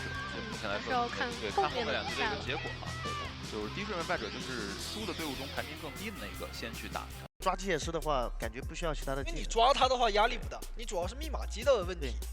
但这个阵容有一点好处是，如果你开局抓机械师，那我后期的魔术师还有园丁啊，都是有一个续航能力的。是，24牵制的话，我同样也不怕你。是的。而这个阵容的话，你就除了机械师以外，其他的角色都是可以用来打羊的嘛，对吧？那我机械师这个角色，如果说我的位置特别不好，我也可以去把自己当成一个类似于魔术这边的选择是直接选择晕了门，他的意图就是说我既然抓不到你，那我就先封你密码机，是啊，我让你这边先拉点，反正我这边从远处绕，我万一要绕到你本体，我就直接秒你。而且你这样的一个选点就意味着你魔术师到。那上来是直接先去往中场，把人先赶走，看中场这边是有没有刷密码机，是刷压过来嘛，就看他追不追魔术，对吧？如果说你追魔术的话，那你这个阶师你就要放到外面修了。是的，直接顺路赶。园丁反正就在你脸上修，我前期的盾对吧？有盾嘛？对，你不白不用。对。这边赶到201窗，201窗的娃现在是一直在破译的，卡蒙是把自己给藏起来了，让娃保留。位置还是很难找的。这边敢找到吗？不太好找。一时他会往外拉，因为娃也直接在修了，但是还是想先处理掉娃娃。是的。娃娃其实就是故意给你见闻者的，看你追不追，你追的话也浪费你围龙。对，毕竟等于有第5个人在牵制嘛，我这个时间是不亏的。这样就直接拉开，拉到大门，看想不想追？那不能追了，那只能追园丁。对，对，因为园丁的盾也快掉了嘛。是的。这样的话，园丁稍微距离近一点。但是阿策他的一个防备意识特别好，有提前拉走了。但这个围龙放的并不是很好吧？没穿过去啊。第2波笼子等于是也浪费掉了，而且前面园丁还能再去卡这个板。过来直接飞了2个，来想续盾，那应该卡了一个秒盾，对，卡了一个盾。看一下下一个笼子吧。手里有闪，这个闪现你也不好交，因为你还是得等自己的。只能等龙。是的，这个愿景值现在还差个几点。是。外边现在这也是提前去预判这个笼子时间，你交。哦，好秀！利用自己的月龙取消了放龙的一个后摇，而且这边盾没有卡出来呀。是的。达成了一个秒出刀，这样的话，园丁少吃了一波笼子，对白来讲这个节奏还可以。然而少吃了一个闪现，如果说是刚刚把那个圈直接秀出来的话，这个闪现他是一定能吃的。我毕竟是一个化险为夷的园丁嘛，也没什么办法。外边现在有一个界师密码机，其实他还不算慢的，总量加起来还是比较多的。对，看吴昕这边能不能保证自己无伤救下来了。不过感觉打残大副以后，这个密码机进度会稍微慢一点。这边要不就不放龙了，就直接等他过来打一刀。我想打他一下，打到大副了。那就这边还要再等一会儿，再等一会儿等那个愿力。这个圈反正就是别套出来了，你刚刚盾就算是能卡成也别放吧。要放他想放想给个26，但是你很难出这个话也没时间啊。对呀。吃完这一刀，想直接转到3板，可能他也是计算了你的愿力，觉得你愿力可能不太够，所以说想要搏一搏。如果他再废掉一个笼子的话，那就赚麻了。啊，这边再吃一个闪现，吃个闪现也不错。结束一个闪现，后边再换一个人过来救，让卡蒙来。卡蒙这边毕竟是一个界师嘛，你让这个目前的局势来讲，他压满去给队友扛刀，密码机还是有机会。有机会，有机会。反正界师是无所谓的，你挂他的话，他也是一个新挂。再放几个围龙，直接堵住。主要是这边可能要被逼救啊，但是没笼子了。白鹿的愿力消耗有点，没笼子，再等一会儿，再等一会儿，对，再卡一会儿。等下的话有可能会没有愿力啊！你看手上现在只有1个笼子愿力。也是，反正这边就要帮忙扛刀了。这样的话，他必须要在这70点愿力。 40秒，那边密码机马上就能掉这个园丁。 你现在不能再空龙了，对吧？我有盾，你起了之后，我那个阶师我就拆了。对，这里的话绝对不能失误啊，必须要很精准。怎么说？有机会，漂亮，打到了。卡梦他没有带回光反，不敢摸的。对。而且你这个密码节奏他现在还没够呢，你就算直接给了的话，那这个节奏2局节奏也续上。如果90多的话，其实可以摸。如果他有回光返照，也是可以摸。对，那倒可以考虑。对，可以2个人倒一起转一转。是的。 这样的话，能够去把园丁挂飞，再击倒一下界师。那另外一边的门的话，这个时候技能是没有好的。没错，娃那边的话也在开。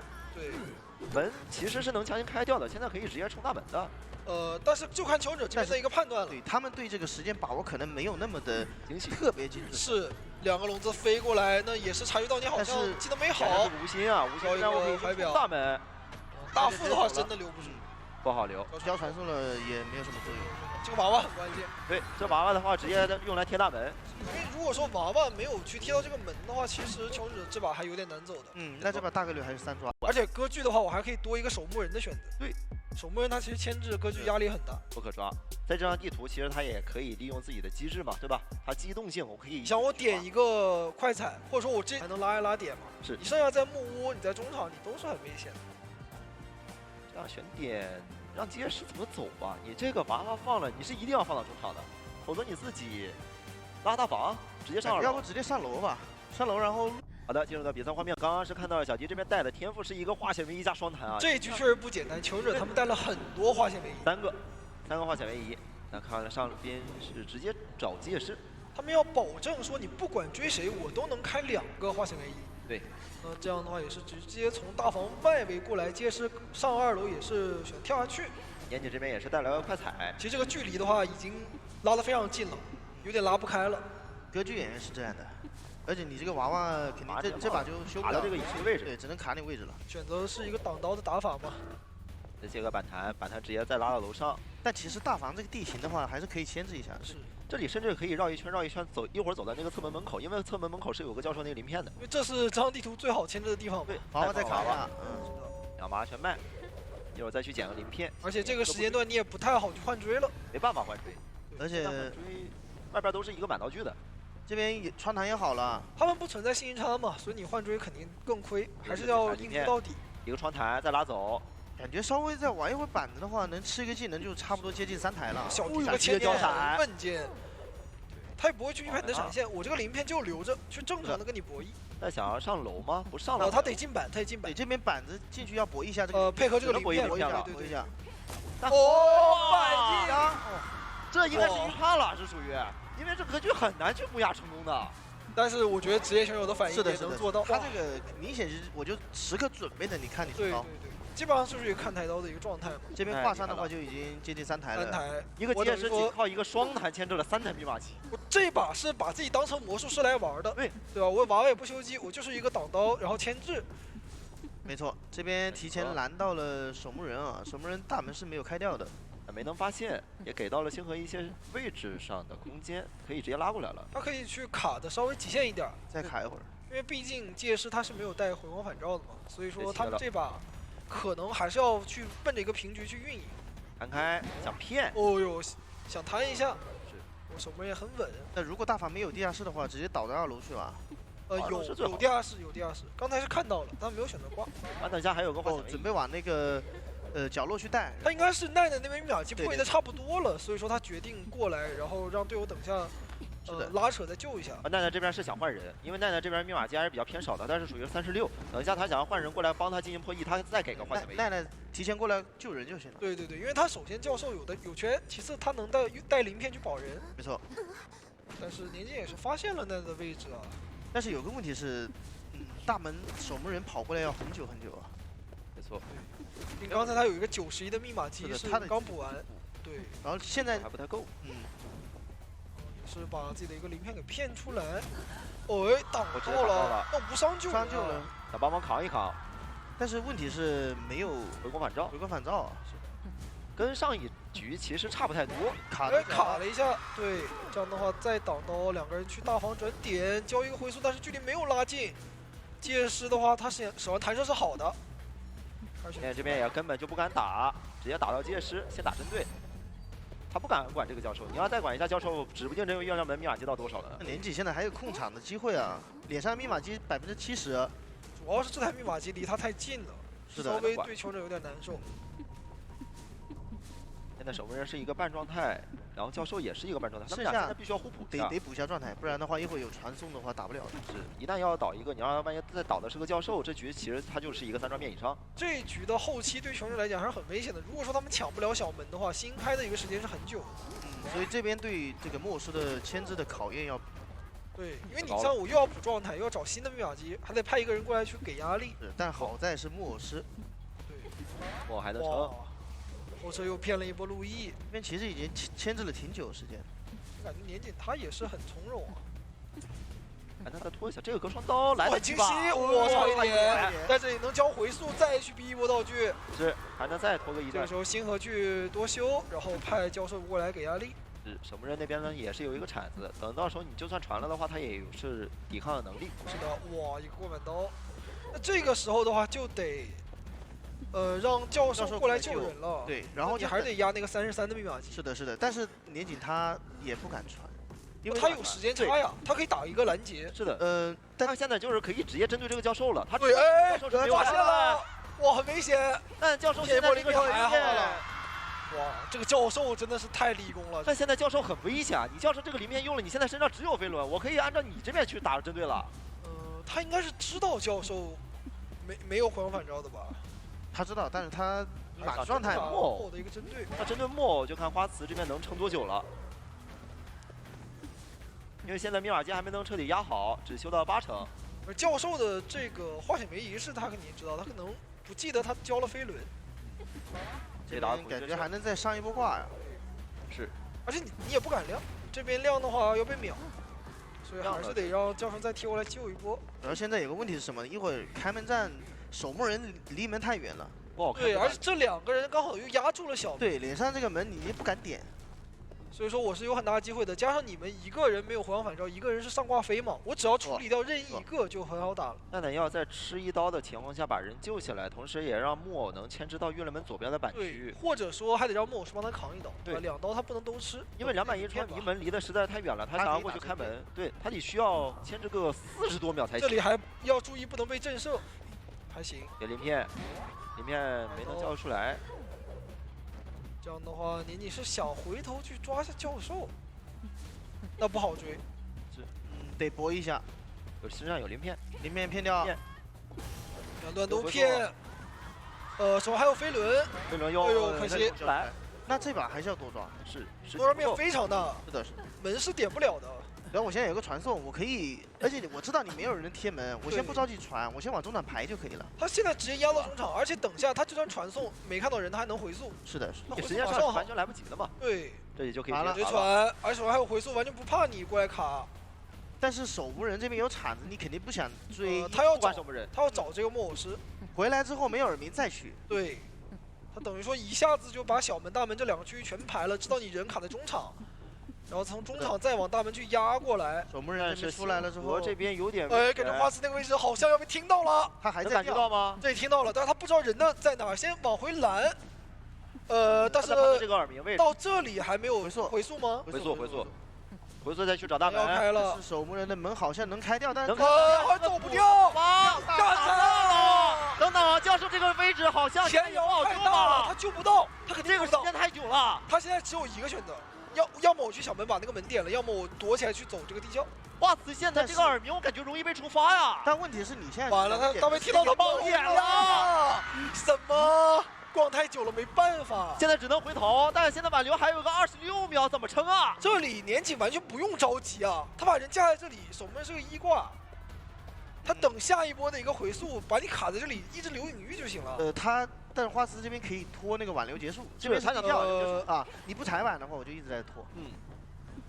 看一下花瓷这边有没有操作的机会吧？感觉理论上还是能走，一个。是的，但年景现在也很凶，要不要就是说找个机会，然后把他卡住，留个隐喻，然后过去把板。我觉得他传送好了或者交回速就行了。对，踩板然后把板传上，回速，然后不出刀，他不出刀。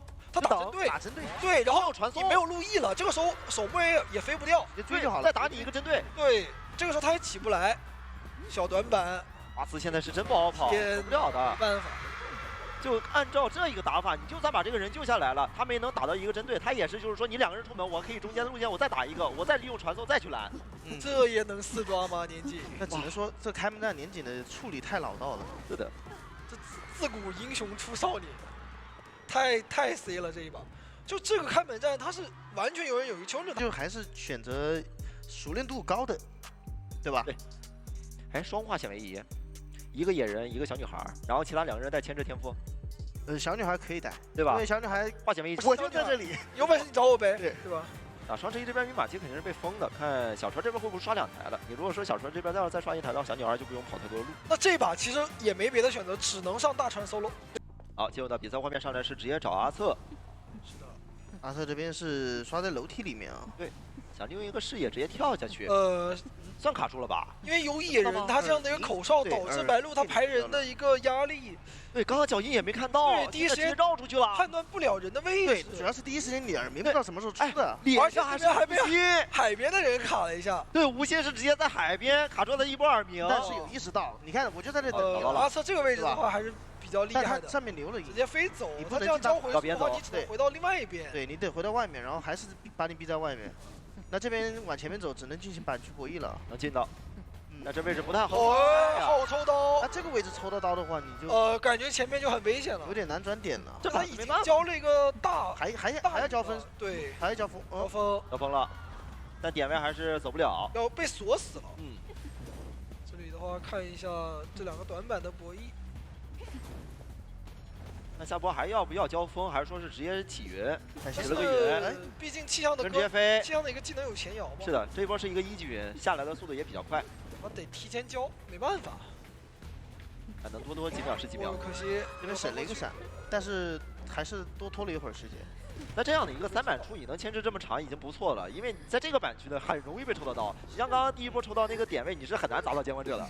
然后这样想的话，其实格局真的是对的，因为你如果说换别的角色的话，气象直接飞大船，你没办法。对你追不了这么快。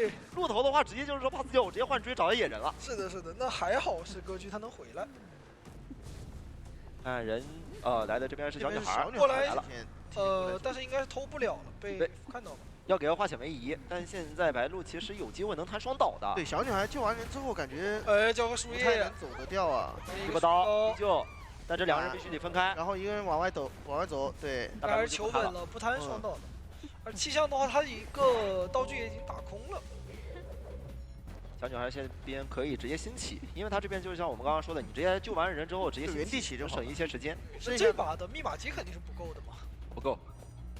野人这边再过来给个化险为夷，他得救2波，然后还得再去拉扯。其实对雄狮来讲，他们要考虑要不要去补状态保稳，看能不能憋出个闪。你要是能憋出个闪的话，大门这边密码机我应该是能起完的。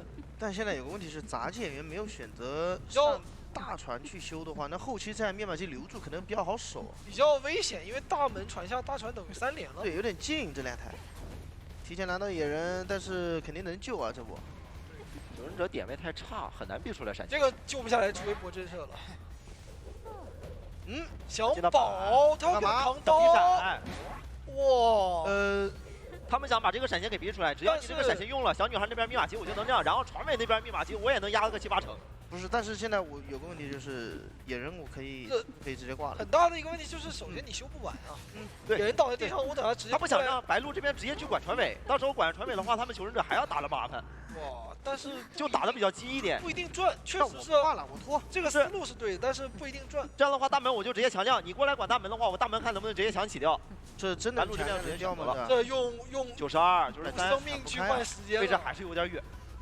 要不压一踩，哇，震慑打到了，那他本来也是半状态。对，那这留在一场了，留在一场了。他们是这个想法，但是你这个大门没能起亮，导致这个意图你就没有办法实现成功。说实话，这台密码机没亮很伤。如果能亮的话，确实能像他们的那个思路，就是好打一些了。我不需要再给你打一些多余拉扯。其实这个后期开门战就很似曾相识了，也是压住门，另外一边没有人贴门。而且这一把的话，野人也是把资源给交了。我感觉上思路就是没错，但是倒的位置是不是还是偏近了一点？只能去强修了这一波。要不要考虑直接亮呢？想要杂技去贴门。野人现在猪在他们想要杂技贴门，他就要17秒。他知道你野人骑猪过来救的人，先抓野人。对，而且野人没有自愈。刚才小女孩是不是应该交个树叶帮他弹一下呢？还有个10秒。我的天，这个压力太大了！博弈到了，反击博弈。能再多吗？还有5秒。再搏。难呀！那这个不行，还可以去管，直接去管小女孩。他好像知道小女孩往哪边，知道的。对，刚往双11跑的。这里的话已经听到这个。问题是杂技现在也不敢点，杂技点的慢啊。小女孩一倒了，她一会儿就应该会传送直接传小门。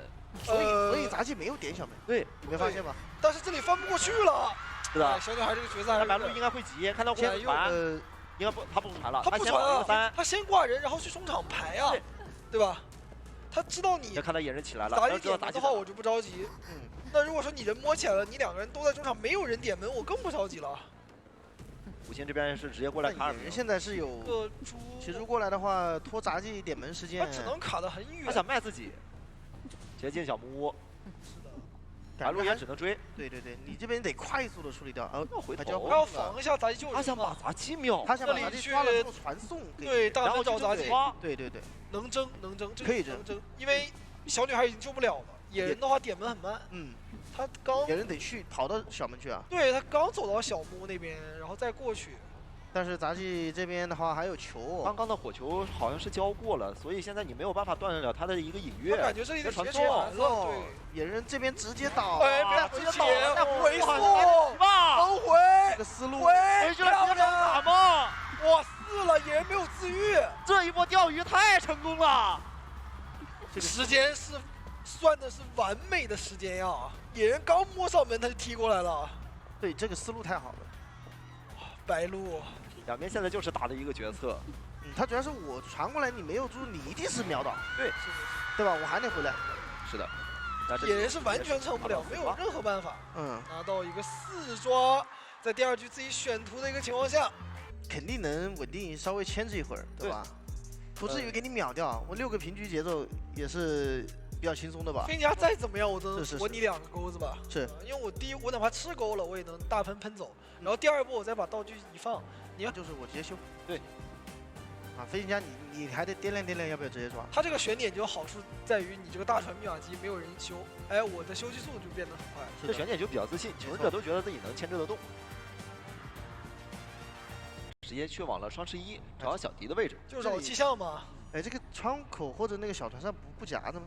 这场藏、他是知道这个刷点人就在里面的，所以说他直接把人的位置架在里面，就想赶紧过来抓到，但是能发现吗？好像感觉到了。因为这里地方你要是出现耳鸣，只可能会藏在后边，但是绕了一圈没能看到。没有，小迪这玩的是冒险家吧，不是气象学家。他跟着他转，你看到没？他，但你找过一圈的，应该不会，他会去找第2次了。意思我排过了，动态躲藏。是，对，是一种心理博弈。那就这边小迪是直接藏过去了，找到了小木，小木这边密码机也修了个1/3，窗口不夹，然后给压力。奈奈这边的话，他毕竟是一个火灾嘛，他自己能卡位也能移动。气囊，一段钩。先把这个球处理一下吧。借助你的球进行自己第1段位移。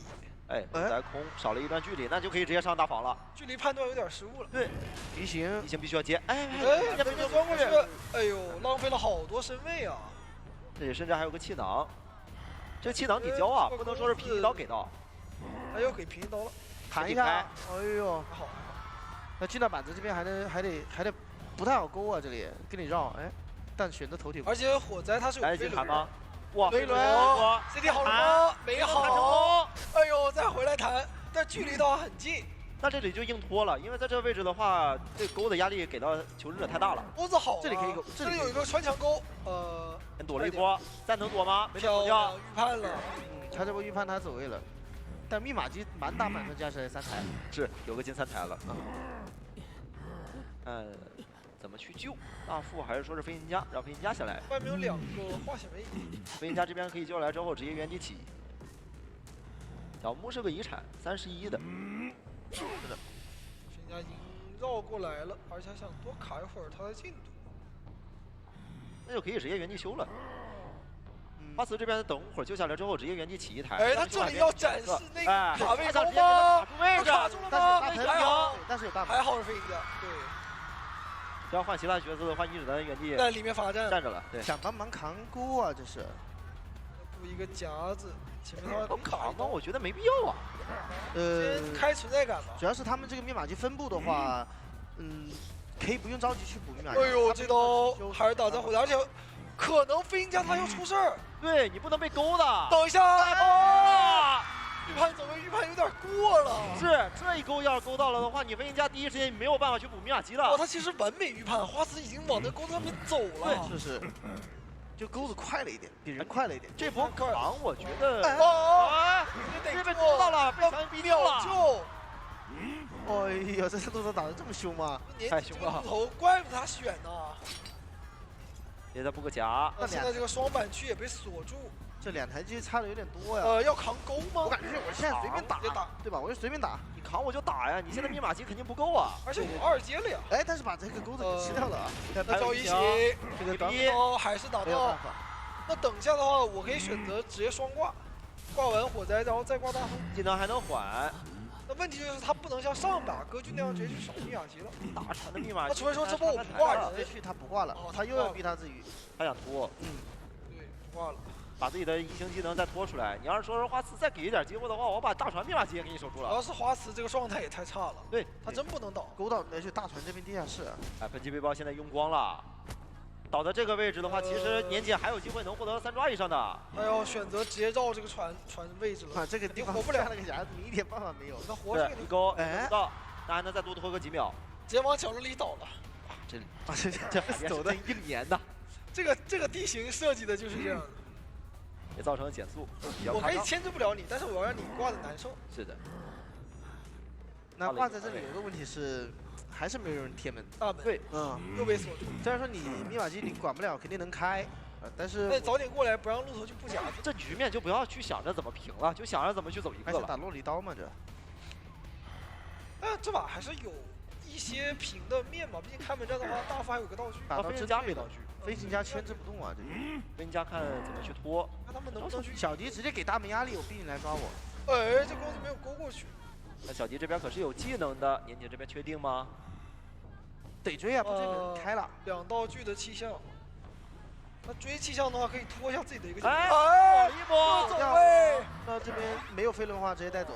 而且底牌要好了，那这样走的话，大副再过来给压力。气象这个角色强，虽然强，但是确实很容易失误。是，飞行家现在的话，直接头铁去点了一个小门，不管了，你大副过来直接3点。大副应该是要卖自己，不能着急，大副不能着急，因为飞行家还没点到，不能着急，不能太早被拍。他这里的话应该是准备跟监管爆，但是又不能爆得太早，不能太早，太早的话，飞行家还点不开。对。但是年纪这边经验很老道，直勾过来了，并排到能意识到人的位置吗？门那边已经40了，如果找到快的话，来不及，感觉他来不及，哎，小门肯定是来不及了。要开了，对，而且还有怀表，没预判到，而且还有怀表，争3抓吧。打算回头摇第2段了，直接。这个地窖肯定难走啊，气象这边不好走，他飞不掉啊。对，我知道你小门开了，我干脆直接等会儿底牌。然后我能走过去，但是气象他走不掉，气象他飞不了。我先勾到，我还准备说你勾不到，我直接切狗。对。他可以切闪、切放狗，或者说提前去那个地窖点上，我发现布2个夹子。2个夹子。对你大副的话，同样也跑不了。这样的话是在第2局拿到了一个3抓，那么比较好追的。但是有个问题是什么呢？有个问题是，如果打到后期的话，守墓人这个点是比较。对。那手是把那个入殓给保护起来了嘛？对吧？上面的点给它封住。他主要是选上面那个点的话，他让他不太好去封那个密码机。而且的话，你不选墓地，我就进墓地了，所以说就逼着你把墓地这个点给抢下来。那入殓师这个点的话就，得变身，上来是直接去往的2层阁楼，应该是。肯定最好的一个追目标是入殓师嘛，他没带风窗啊。但是好像感觉这个奈奈有点，我就在这里有点嚣张，他觉得不行，监管者我忍不了。再上一发弓箭。那你这个撕裂度一上头，好像有点来不及找满，对，必须要交第2个道具。但这个位置你是能够有机会滚上一个刺的啊。对，有点窄了，不太好堵。而且墓地的话就是一个安全窗，直接变人。我看夹子，哇，那很危险了，很准。因为你开了1阶之后，这个窗户就不厉害了。是，对吧？我只要有自己的一个尖刺之后，你这个窗户你就卡不住了。这边交个加速，然后尖刺一开，感觉能够，选择直接不进窗了，看能不能飞轮去去操作的悲观吧。飞轮选哇，提前交也行。那这边变人的话，而且闪现 CD 还差一点。他这边闪现不敢交。对，你不能硬闪出去。直接打一发，先不打，你变身的话就不着急。感觉这个牵制时间还可以，主要是这个飞轮对，确实比较关键，有点秀的。说出来很多了，但这个悲观是很难躲。哦，他还想打断。这个太难了，他必须要在那个动作出来的时候立马打断，就是早了也不行，晚了也不行。那监管者还会左右摇摆呢。那整体牵制时间来讲，其实算还不错，还不错。对。在这边直接闪现，而且他因为他刚吃到夹子了嘛，移速有点慢，还是让星河过来。不救，水木人过来救。这波手椅是肯定2阶了，再拿一刀。对。但有了2阶之后，奈奈就没有办法进行一波很2阶之后你基本上没法溜了呀。对，我一个尖刺加上2阶的一个戏谑。飞龙刚已经用了嘛，就没有什么很好的办法进行规避了。但是这边2阶打晕了，在后撤还有一波26的空间啊！这波确实操作。哎，这个夹加重了，哇，这个熟练度2边都秀了，糟啊！他这就感觉就很是随意甩的。他这个肯定是有练过，他这个点位就是已经是非常熟练了。但主要刚刚那个外面状态比较，两个都是半状态吧。所以说，如果刚才奈这边没有被夹到，能多溜一会儿的话，这把是有机会翻的。但现在还是到一个监管者的节奏里面来。密码机现在还是一个3台，因为刚刚两个人在补状态的话，密码机电机等于说是停摆的。对，而且我们这把的话也是只有一个化险为夷嘛，就是病患这边的话，它是一个飞轮，还是让入殓师教自己的一个道具。这飞轮也还差一点点，没有办法。撕裂度也是重，但密码机可以看到真的差的挺，进度不多呀，差挺多的，修的有点天花乱坠的，现在就是比较散。甲门那台修了一会儿，然后再找了一波小迪。小迪的话，他这把可能没有反照的呀，他得抗压呀。看这个夹子，这个夹子的话。哎呦，命中了，直接夹到，好准！真的假的呀？而且配合这个窥舍的一个减速，这边有飞轮，小迪这边也走不太动，没有板了吧？哦，还有板，还有板，还能博弈一下。博弈一下。哇，小迪这也能不吃刀吗？再变再滚，有点夸张。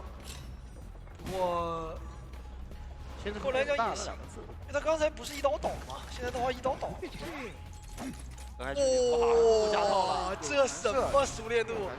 还得再补一下，当然活不了，没有什么位置。而这里是有地下室的，他可以选择他不想挂吗？哦，他要打想挂，他拉扯了，他要打他自愈，战术放血。是的。因为这个地方的话，我有窥视者，我可以去控你的密码机，消耗。但是有一个问题是什么呢？有个问题是，病患那边可以修，而且守门人是真的很对，守门人这边能牵制时间的。守门人这个角色的话是太克制破人了，守门人还有技能。但守门人这边的话2阶，看这个夹子再进铲，那就直接捏出来，然后再并力铲。但是他这样的话还能继续牵制。我躲一刀，但没有想到回来翻的要倒，掉了。刚才只能往脸上走，再翻回去。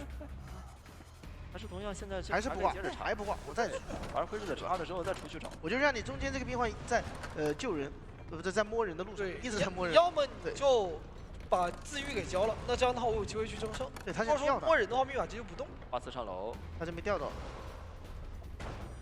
华兹这边的话也是一定要保状态啊，他现在是绝对不能受伤的。飞轮顶掉。他转头直接找小迪。小迪这边是留了一个自愈的。而且他飞轮快好了，刚好真空期也没有办法，还是感觉这边挂还不挂，那守门人也是把这个自愈给保住，他不想给这个入殓师领救，有道理，绕，对他就要打你的自愈，这样的话后期开门战我好赢，我就慢慢耗，是的。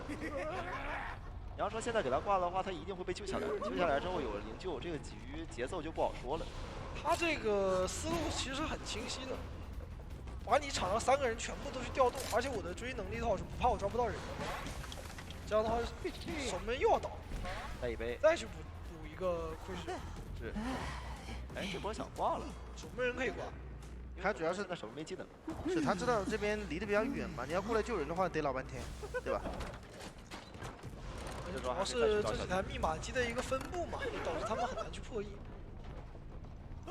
小迪现在不能第一时间再进破译，再给压力了。你要是说他再倒的话，回头再去补一波，那你这个人都没有人，估计能来救这个入殓师。这波小迪他是可以 C 的，因为他对飞轮好，而且他这边有窗户，好在这台密码机有窗户，而且同时用了。这样的话，你这个2阶一用，守门人过半，要不要考虑回去防守一下呢？不太能不防了，他怕这个密码机给他压太多，不太能回，他必须得处理这个，只能硬找了，还能找到机会。但是这个时间这边还有一个很宝贵的破译时间。飞轮，哦，他预判2阶，那这个夹子，哎呦坏了，那坏了，那现在只能让再变花瓷去修了，对，因为守门人是伤挂飞，他不能出来了。那一旦是知道这个情况的话，对于战官的一个选择就很多了，能牵制啊。也同样的使用飞轮先躲一波，这手里只有1段钩了，这钩子也用完了。但是怕被钓鱼啊。要不守门人就直接修吧先，对吧？就直接修吧。你变轮的话，对你变轮的话，我变换就在这里。你要真走了我就修。不这样拖的话，拖的时间拖的实在太久了。而求生者这边的话，他们也是比较心惊胆战的，怕你回来去找我的守门人。打到冰环之后，也是把入殓师给点起来，还是要让入殓师。花叔这边赶紧过来，赶紧过来，对。然后守门的赶紧走，星河这边不能被看到，他是要窗户就好了。对，找着窗户。然后小迪这边就是故意给你。小迪的话也是能撑尽量撑一下吧，因为他毕竟没有防反照。你把金现在但你这个考虑挂压式，因为你这个状态我可以挂。对。但守门人贴下去。贴的话，我打针对，打针对呗。对，因为你入殓师，我知道你没有防反照，就看能不能针对到了嘛。反正你要针对不到的话，哎呦，我可以。还要现在就换个灵柩，对吧？其实我感觉要不直接亮走一个也打的有点远了，因为你第一时间要是没能贴到脸上的话，那你就后边。他这两个人都出不来，有点。星河想着帮忙接。又有傀儡者，而且又有这个夹子减速的一个情况下。上挂非要挂，上挂非要挂。挂之后直接再出去找小迪。那感觉还是能走一个。壁画那边直接开点的话，这边入殓师你必须得处理。走一个问题不大，脸上是地窖。等一下，看一下小迪能不能去搏地窖。哎，这来了吧，但是开不完。那小迪他其实该冲门的。那这车上不了啊。要被炸下来。炸下来了。哎，捏吗？没事，也没事，还可以这样子吧。只要夹子中了就是。主要他这边的交互点。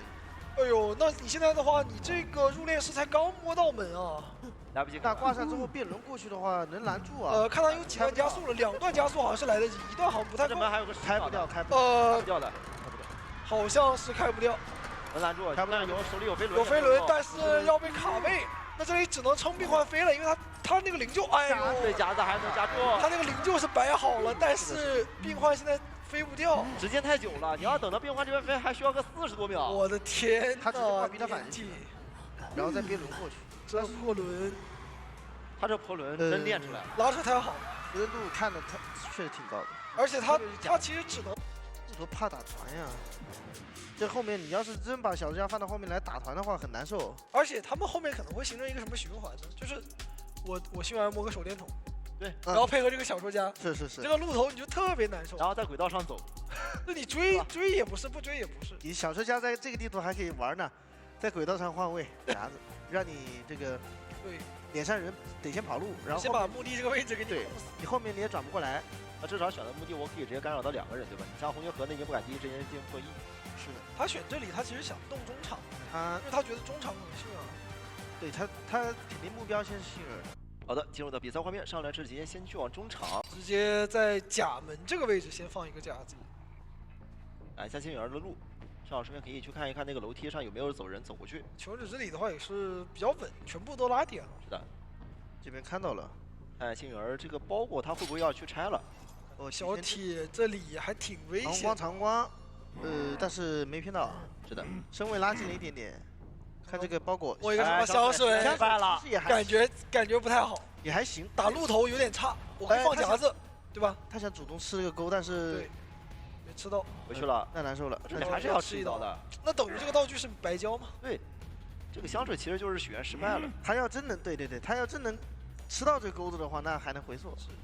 我身体接钩，然后我再回溯回来，是血赚。这点位可就变成一个死点了，我直接把这个板区我给你封了。他必须得拍板，直接提前抽到了。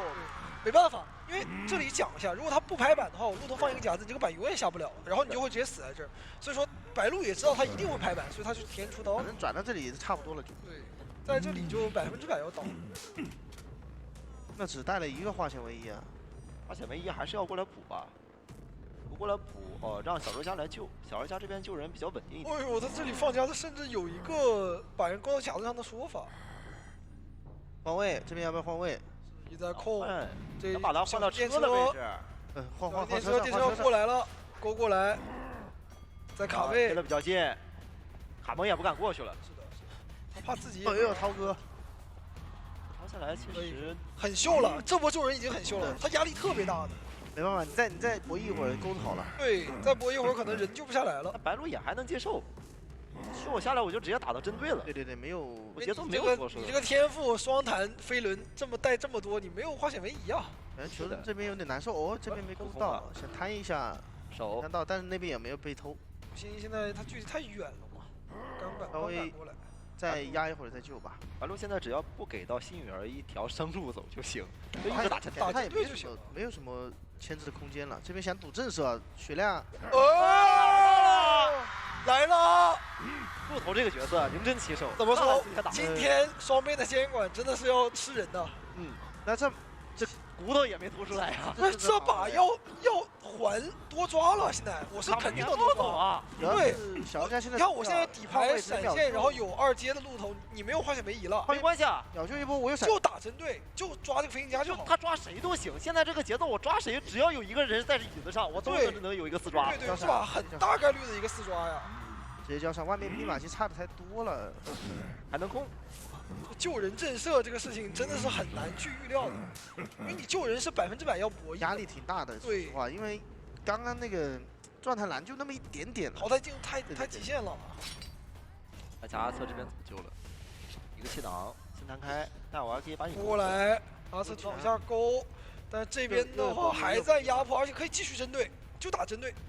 先勾，哎，这个可以，但同时把自己弹了一下啊！他把这个阿策卡在救下来之后，你是不是卡住了？对，卡住我打右边，然后人卡在左边，也弹走了。没关系，但是我只要针对就行。但这个人想弹淘汰掉了，震到了，伤害。清球，隔窗勾应该勾不到吧？勾到了，勾到了。两边鹿头都打得好凶啊！因为感觉是。 阿策想骗勾，但是白鹿他是直接勾了，阿策没有来得及进入到掩体后面。这假门相当于也做住了，不能再修小门了。目前这个节奏怎么看都是一个4的局啊。没错，很难去运营走一个了，密码机差太多了。差太多了，你修肯定修不开。还有这2个人是没有带回光返照的，你就算这样的6的一个开门战也没有用。哎，主要是还露脚印。鹿头想去争4抓的话，主要就是手椅上面打开局面了。 这勾，一直勾墙其实就行。过来一刀，这边哇，还等了一波飞轮，防住了，放的非常好。没办法，这把机也不敢碰了。不要挂吧，稳一点，不要挂。我在刚刚是勾过的，其实他会有个爆点。他知道他是在哪，但是还是不挂，最好还是不要挂。他挂了，反正知道你在哪儿，对吧？你这个又摸不了道具，补不了状态的，对吧？来爆点了，因为鹿头嘛，勾过之后他会有一个30秒爆点一次。 反正你也没道具了，我2阶你也没状态。内勾到了，拿下4抓完了，又还了一个4。哎呦，他把第3局的积分全还了。平了，对你把佣兵别选中场，你把佣兵选在一个大房，或者是4楼那个。4楼，哎，我有一个窗户可以帮我去断锯。 机械师是这个阵容里面最不怕小丑。是的，虽然说可能看起来最羸弱的，对，但是最不怕小丑。我边上放个娃娃，等于说我一个永久魔术棒，你必须得打，对吧？而且机械师这位置就是我可以自己文逆袭中，我把娃娃我放在留保，他是机械师，我保护他，就把机械师放到中间，我就把娃娃单独那么一放，我也不用来说是必须要扛你的锯了。对，你抓不抓？你要是去找佣兵，中间机械师直接上手修。那想一下，我说还是。 好，进入到比赛画面，上来先捡一下自己。因为小丑的话，你开局肯定要捡一下零件的，也是给了求生者一些拉点的时间。你那个机械师我就直接修了。阿策这边幸运儿是换了个换，感觉不是他换没有用啊，他是不是失败了？失败了的，是香水或者娃娃，或者是这个没办法，他这个绝对是失败了的。对，这种板子是肯定要吃到的。其实我们刚才进来的时候想一下，就是你摸一个小人书可能好一点。 我直接躲，或者摸能断锯的，你最主要得断锯。就是娃娃，然后撞到墙失误了。这边拐的可能熟练度出现了一点点小问题了。你现在没有无限锯，刚捡到一个，这个时候阿策直接唐无完进大房，那不一样了。你现在敢拉锯吗？你要拉锯的话，无限我出来帮忙扛。对，刚才可能是一个40秒不到的击倒，但现在的话就没了。他能上2楼靠那个板子。是的。 你拉锯过去的话，你也锯不到，得交闪。哇，这个身位的话真的是不好抓，差了很多很远。佣兵还在2楼，可能他得等个闪现。佣兵甚至还可以帮忙扛。楼梯没问题，没问题。他要帮忙扛吗？直接拉球了。进入到板区，不是，这是佣佣兵帮他翻的箱子吧？压了一个箱子。哦，大房的箱子给他压了。好在这个挂单的一台遗产。哇，那感觉这个节奏还是不错的啊，对于小丑来讲，因为这样的话我能够有手椅啊，也打双倒，闪现也没有交。你看现在这个大钻头是不是佣兵最爱的？等他直接举去博弈，我还有博震慑的机会呢。对不对？小丑这个博震慑很厉害，含糊啊，救下来了！哇，好猛啊！他这个卡斯也弹簧，你完全没反应过来。说时迟那是快。是白鹿是真的想弹双倒，但是这个无心不给机会。所以说你还是得贴联手，贴联手就是能博弈啊。对的对的。闪现省了，但外面密码机这几个人还在同一时进行破译，还是4个人啊。感觉下一波的话，空军能稍微保一保。对于白鹿来讲好亏啊，就是你开局秒狙一刀的节奏，对吧？然后佣兵这一波的话也是没有给到双倒，他这2波关键的一个节奏都没拿到东西，耽误的太多了。但我觉得好的点就在于他现在有闪现嘛，不怕你36，起码说我这把平局面是非常大的。空军过来救，准备要交一把枪，看能不能自己补住状态。你要是说是自己能保证状态，也还行。要不要找机会直接开枪就？反正他现在没有被3跑的风险嘛，就打一下星源的针对也行。把枪先捏一下，还交了。但没有关系，手上有无限锯，而且有闪现。不打算帮我扛了，自己直接去修机。哇，他这里千万不能打双倒，打双倒就炸了。这过来扛了，扛到了，很关键。那能吃闪？吃个闪现，吃个闪现啊，还行。还有机会啊，白鹿还有机会。装完满配，然后挂上人之后出去找佣兵，把佣兵狙到了之后放在地上，外面只剩2个人。主要剩下这3个人等于没道具，他们什么道具都没有。对，佣兵只要狙到了之后，等于没有佣兵了。这个游戏就没有佣兵了。佣兵身上有钻头，佣兵等在地上躺1分钟。对，白鹿其实现在还有机会的。他这个闪现交了，你看着他好像是亏了，但是他现在外边我出去只要能秒，哦哟，卡梦这边的稳定板非常稳定啊。但是他戒师的话也溜不了太久吧。但是他还能操作，有飞轮，这边要被逼飞轮了。哎呦，飞轮躲了一下，再放板区，没办法了，赶紧了。这里你下不下板都要吃刀的。不抓了，直接出去找佣兵，或者说找空军。佣兵身上的话，身上是有钻头的，所以说空军摸不好他。求生他们不补状态的话，这个节奏没有办法去抗衡啊。他们还不敢补，因为你佣兵身上钻头摸太久了。对，佣兵现在只能躲，你看。对。而且外面空军也没道具半状态。现在就是4个字：闻风丧胆。对，我就开始了巡视领地。看到了，是了，该巡视。哇，用一个板给你停了。老板好后岸，哇，操作好顶啊！拍了，这一把拍了好几个板了，断狙。断了这边你还必须得踩一块了。这连板的话不踩我就一直翻，踩了之后我再看能不能操作，但应该是要倒。这个换交了吗？交了，再翻。这边别拿一刀，可以不挂，接着出去。是的，不挂了。别挂了。现在是一个类破轮的节奏嘛？要挂吗？他觉得没有人能成功的救下来他。打手椅的话应该也是稳赢的，但是我觉得还是要往外压，就是他挂人的话我也不守，推出去吧。对，不守，就放了。想了一下，还是不挂。大狙找卡梦，卡梦身上是一瓶香水。哎呦，这怎么活呀？好不了的。那别说给你1瓶，给你10瓶香水也没用啊。那把卡梦挂上，佣兵现在倒在地上根本起不来，而且压住了密码机。怎么感觉又死了？这个节奏。有机会死的。这好像。佣兵现在短时间你起不来，他直接现在就慢慢找空军，等你。目前来讲，这个48的面也太大了。空军现在得等，空军现在得躲起来，等佣兵自起。等佣兵自起之后，空军再回去修。但是你想，等佣兵起来，戒师要飞了呀。对，关键是佣兵现在已经不在庄园里了，这个感觉。对，好久。他这么久才摸了60，而且空军这边可能冲到去了没关系，这边手里有闪现。闪现击倒。没办法，佣兵也起不来。这个时候再装一波，把空军挂了，装一波无限锯，再回去找佣兵就行了。就算你这里起来了，你跟戒师2个人，一个没道具，然后又没有自愈跟，就是戒师上挂飞，佣兵没有自愈嘛，打不了。手上还有无限锯的，一直找。我觉得要不佣兵就想着看能不能补个地窖，但地窖有点远。这起也不是，不起也不是呀。找到了，来等断锯再起，但是还是要吃刀。起来就是吃一刀，你也跑不了。现在人也救不到，只能眼睁睁看街是飞天，而且没有地窖，又死了，又死抓了白鹿。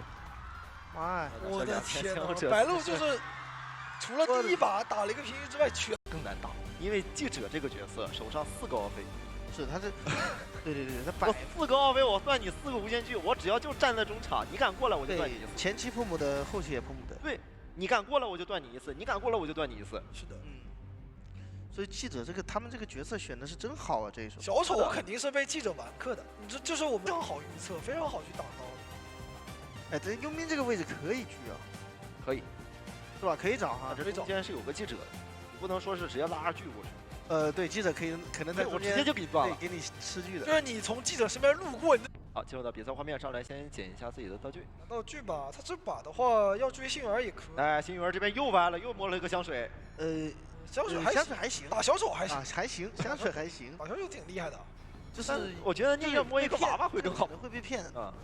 但这边直接起狙的话，还好，我觉得他在2楼有跳楼，有高低差也无所谓。但暂时不找了。那赶紧走！这个奥飞要赶紧走，不要理这个人，不要理这个人。他怕1、2万一没断了的话，他哎想试是吧？想骗，想捡道具，他只是路过。他捡道具都得小心翼翼。对。这没办法，只能如此卑微，你知道吧？对，过来说美女让一下，我路过。这边博弈。哎呦，知道了。啊，上个钻头吧。对，主要这个板子。但星河最好是绕一圈回来找记者。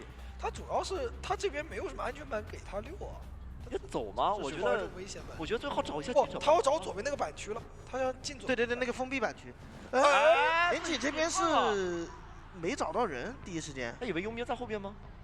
我觉得他是想去转到后面，但是撞。对，但是你现在这里还能躲住吗？能躲住吗？在这个窗户你也不好套路。啊，没看到。哦，哎，好像看到了，知道了。 视野有点丢失啊！附近板子要交闪，要交闪！哎，撞墙了，高了，少了一点点是吧？快，这个节奏可就不是年姐这边说的算了。那说实话，这个熟练度还是差一点，差一点。对。这个闪现，关又一交，走到中场，前把板子不能给自己停了，这里应该骗。他要砸一板拖点时间。一把机已经3台了呀。但是外面的话，你看有2把枪，而且还有一个记者。 就记者可以无伤救人，然后2把枪来。对，没错，记者肯定是给不了双倒，对吧？我记者救小丑没压力啊，但你拒我奥飞我也是能逃。那小迪来先依旧吧，小迪这边距离太近了，而且他自己破译也有减速，也行。空军救人那没问题。对，而且他这把就都行，因为已经6-3台了。是的。他如果说受伤救是有机会够的。就是如果你怎么说，有没有机会把这个枪留住？ 最好是别留，因为我担心有点震慑，也没必要。对，说你要是举狙震慑，我就直接开枪打，先保证救下来。你要不举的话，我就救完了之后再看下来。这枪不好开，这里一倒了可能就会有点亏啊，因为你这空军可能躺地上躺1年的。光倒的话，那这边不太够啊。佣兵也牵制不动了，感觉刚才得走过来，提前把枪打了再掏的。对，会更好。不然的话就双倒了，因为他没带飞轮嘛，他带飞轮了可以直接掏，他没带飞轮不能这样救的。这幸运儿现在他手上他也没有摸娃啊。 你这个密码机他会慢一拍的，不够，密码机不够，因为你这波如果说你让记者来救人，对吧？那你空军起很久，然后他没有人能保，那你让幸运儿来救人的话，你留密码机你就肯定是不够，因为幸运儿在大房那么远的一个距离，对吧？没错，看记者这一波能不能够无伤救吧。 无伤，然后接着帮忙扛，因为他手上现在有好多奥飞。他这里应该是直接救了，不交救人完了，然后直接去挡刀，然后拿奥飞来扛。 对，可以一刀不管。但是这失误，这你自己来卡板的。完了，他是这样觉得，他觉得他你不会投铁的，不可能直接从板子里走过来吧？对啊，我2个人在这站着，你怎么？我管他这哪，你赶紧过去。不是我2个人，我手中还有个奥飞，3个人2个半吧。你这直接光明正大的你就从板子中间走过来。 反正佣兵肯定是说记者你卡板，对，卡板，然后记者你帮我卡板，你帮我卡板，然后记者 OK， 然后你说哎让一下，赶紧让我过一下。那这边挡我的路，谢谢。推进器拉出去，好在空军是省了一手自愈被摸起来的。对，而且这个阵容的话，开门战3人3出也是有机会的。有的，这么多把枪，这一把跟上一把区别在于什么？在于他们的道具比较多，对，所以还是比较好拉扯的。现在就是花瓷直接出来站出来，你就是把密码机直接破译，过来呢就的话，你得抓人的同时还得消耗道具。没看到，擦肩而过。地效两边现在应该都知道了。在这个列车高速运转的这边又断了一下，确实不好找人，而且不能这么断啊！而且外面2台电机都已经开始修了，这台大的你又不舍得走，对吧？年景这样已经是丢了2个无限区了，你这里个阵容是有奥飞的。 是的，他手里有3个奥飞，到时候我再去挡你几波无限区，你开门战还能有吗？空军到时候是有魂管罩，我可以满状态交枪的。他这个小丑的话，确实还是比较得省着点。这无限区可不能像这样丢啊，得节约一点。哦呦，这个但是都能救啊！而且这里挂不到地下室，没有地下室。如果有地下室的话，那是能赢。让花瓷来。 最后一台密码机已经88，看花瓷能不能无伤。花瓷要是能无伤，空军下来直接可以准备交枪。感觉可以呀、而且打枪是有心的，对，打空军，他得打针对，不打针对的话，肯定3跑啊。那这样亮，哎，好 ，OK， 可惜枪没有去交出来，那还可以整，还能救，还能救。而这个位置离门也不远，他得往中间挂。没办法，他没办法，他现在他没有挂在这。哎，他们可以接力。 等下让星儿过来先开枪，套完空军再开一把枪。那挂在这里有点太远，有点远，就是不贪了。 2把枪冲门，那他的话容易被3保平也行，因为他们保平的话，那我等于把劣势全搬回来了。是的，还你一个7比2，而且我自己还有一个6比3，我的天哪！没错，那还多了个3个小积分。 U5的话，你必须要还6比3，是吧？或者说以上。那是不是必须得有个4啊？6比3乱，那我肯定是有原因的。冒险家选哪儿了？放鬼屋。 冒险家，放鬼屋安全一点，还是说是放3站？那好像来不及去翻那个，来不及。吴桥的那个箱子。如果说我选，对，你来不及的，你根本摸不到的，你只能走出去。可以找星源，那就直接抓了嘛，直接单挑了。而且他把这个帐篷的密码机给锁住了。直接进鬼屋。 进了鬼屋找星源的位置，星源是大脚步拉走，然后这边还在许愿。没事，我让你先跑100米。原来护腕想坐车，可以。护腕也还行，不管是许愿失败还是许愿成功，反正护腕是不可以的。但是感觉这已经距离已经很近了。对。然后快踩肯定是有的。是的。可是噩梦啊！星源现在这边得直接交。哎，但他护腕弹这个方向的话，不太好往外转了。他转不了点了，他这把就只能在这里了。那这把就要卡死在这个鬼板。你转不了的，等会，对吧？我带的，等会直接一个移形到脸上。哎，挨一刀。这个拿刀速度还是非常快，40秒，而且这样的话技能马上就好，感觉这感觉好像没算移形啊。那我这个巡猎加这个狩猎本能这移速，哇，想没能收到，吓死！但这个车好像也，你上不了车站的，不好做，不好做。而且你在这个位置这里还是要倒，太尴尬了。这个太短了，很容易刀机就直接漏就。哦，飞轮还没，但是没有办法，没有1分钟下不下来就没办法。噩梦是对的。1台半。是这个护腕直接往起点塔会不会更好？但移形也差不太多。他可能就是说什么呢？我移形，我坐车怕移形，但我不坐车呢，我也溜不动。 就是不好牵，鬼板也是不好溜的。但是这个排人的方向是不是要偷掉了？好像无上救了。他从后面来了。对，他是。哎，他护腕了。偷了，他是之前很早之前就靠。那感觉可以，也不保。哎，他飞也飞过了，他要强行摸枪。摸道具吗？摸把枪还是摸什么？等下一波，然后坐车。可以看到佣兵好像是提前把站台给关掉了。摸了把枪。这样的话，下一波强行去上车。等一下，是不是有人干坏事了？刚刚杂技，关灯了，关灯了。这一波的话，佣兵在救一波，然后开枪，然后坐车。他们应该是把站台都点的差不多，然后等下开枪走。那得还需要有一个人配合啊。但是我感觉对于噩梦来讲，这招不好使啊。他得需要有一个人在中间接乌鸦才行。对，他得接住才可以。你看小迪在干嘛？不，但是我顺路接个乌鸦。但是移形也能好，也能转好，也很难。那就逼个再接。这里是直接锁那边密码机，你做不了了。打一刀，拿一刀。上车，枪先留下。开，哎呦，能上。对，你不切底牌的话能上。再丢。他刚才除非直接底牌切闪，但是我杜鸦直接过来，二战来得及吗？哎，这里的话有点太提前了。没事，这叫移形，要交移形，交移形，有点亏。其实他有可以省一个移形的。没事，其实不影响。噩梦的话技能很快的，而且他本身我有杜鸦传送嘛。就你看起来我好像浪费了技能，但是我的技能回转很快。我是能把这个移形用在冒险家身上，或者用在其他人身上，这个节奏可能能让他有个多抓命。我小传送拖大传送，现在外面密码机加起来是差一整台的。是，现在这是一整台。他们消耗人力资源消耗太大了，全部都在动。好在是没有3连啊。冒险家是有个3树叶，能后面拉扯一下。妲己这边能牵制一会儿，你也好秒掉。反正现在就卡着鬼屋这台大一场，然后冒险家在外面挖宝，你走不掉，这台机你走不掉。但是后期要面临一个很大的问题，就是这冒险家不能被看到。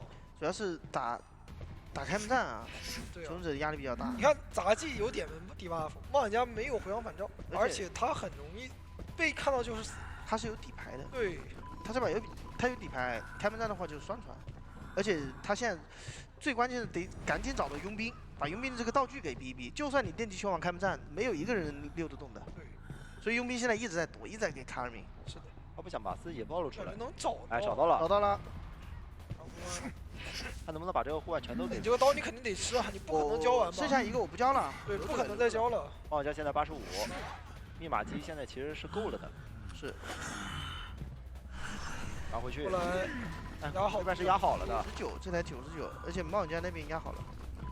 要不是一刀直接点开，对，直接点开，直接点开，然后起点、终点都贴上了，然后不给震慑，但是感觉年纪他不会打了，他要拖自己的一个小技能。对，哎，这样的话可以的，手里还有球，然后还要再往终点门。那还是有很大的一个平面的。但是现在问题是什么？你的那个杜鸦的在 CD 啊，是，对吧？中间杜鸦在 CD， 另外一个是门，我是贴到了起点。对，感觉终点来不及，起点。终点来不及拦住了，这里就算把佣兵给秒掉，但是那边门感觉也开了。啊，平局了应该是。是的，拦不住。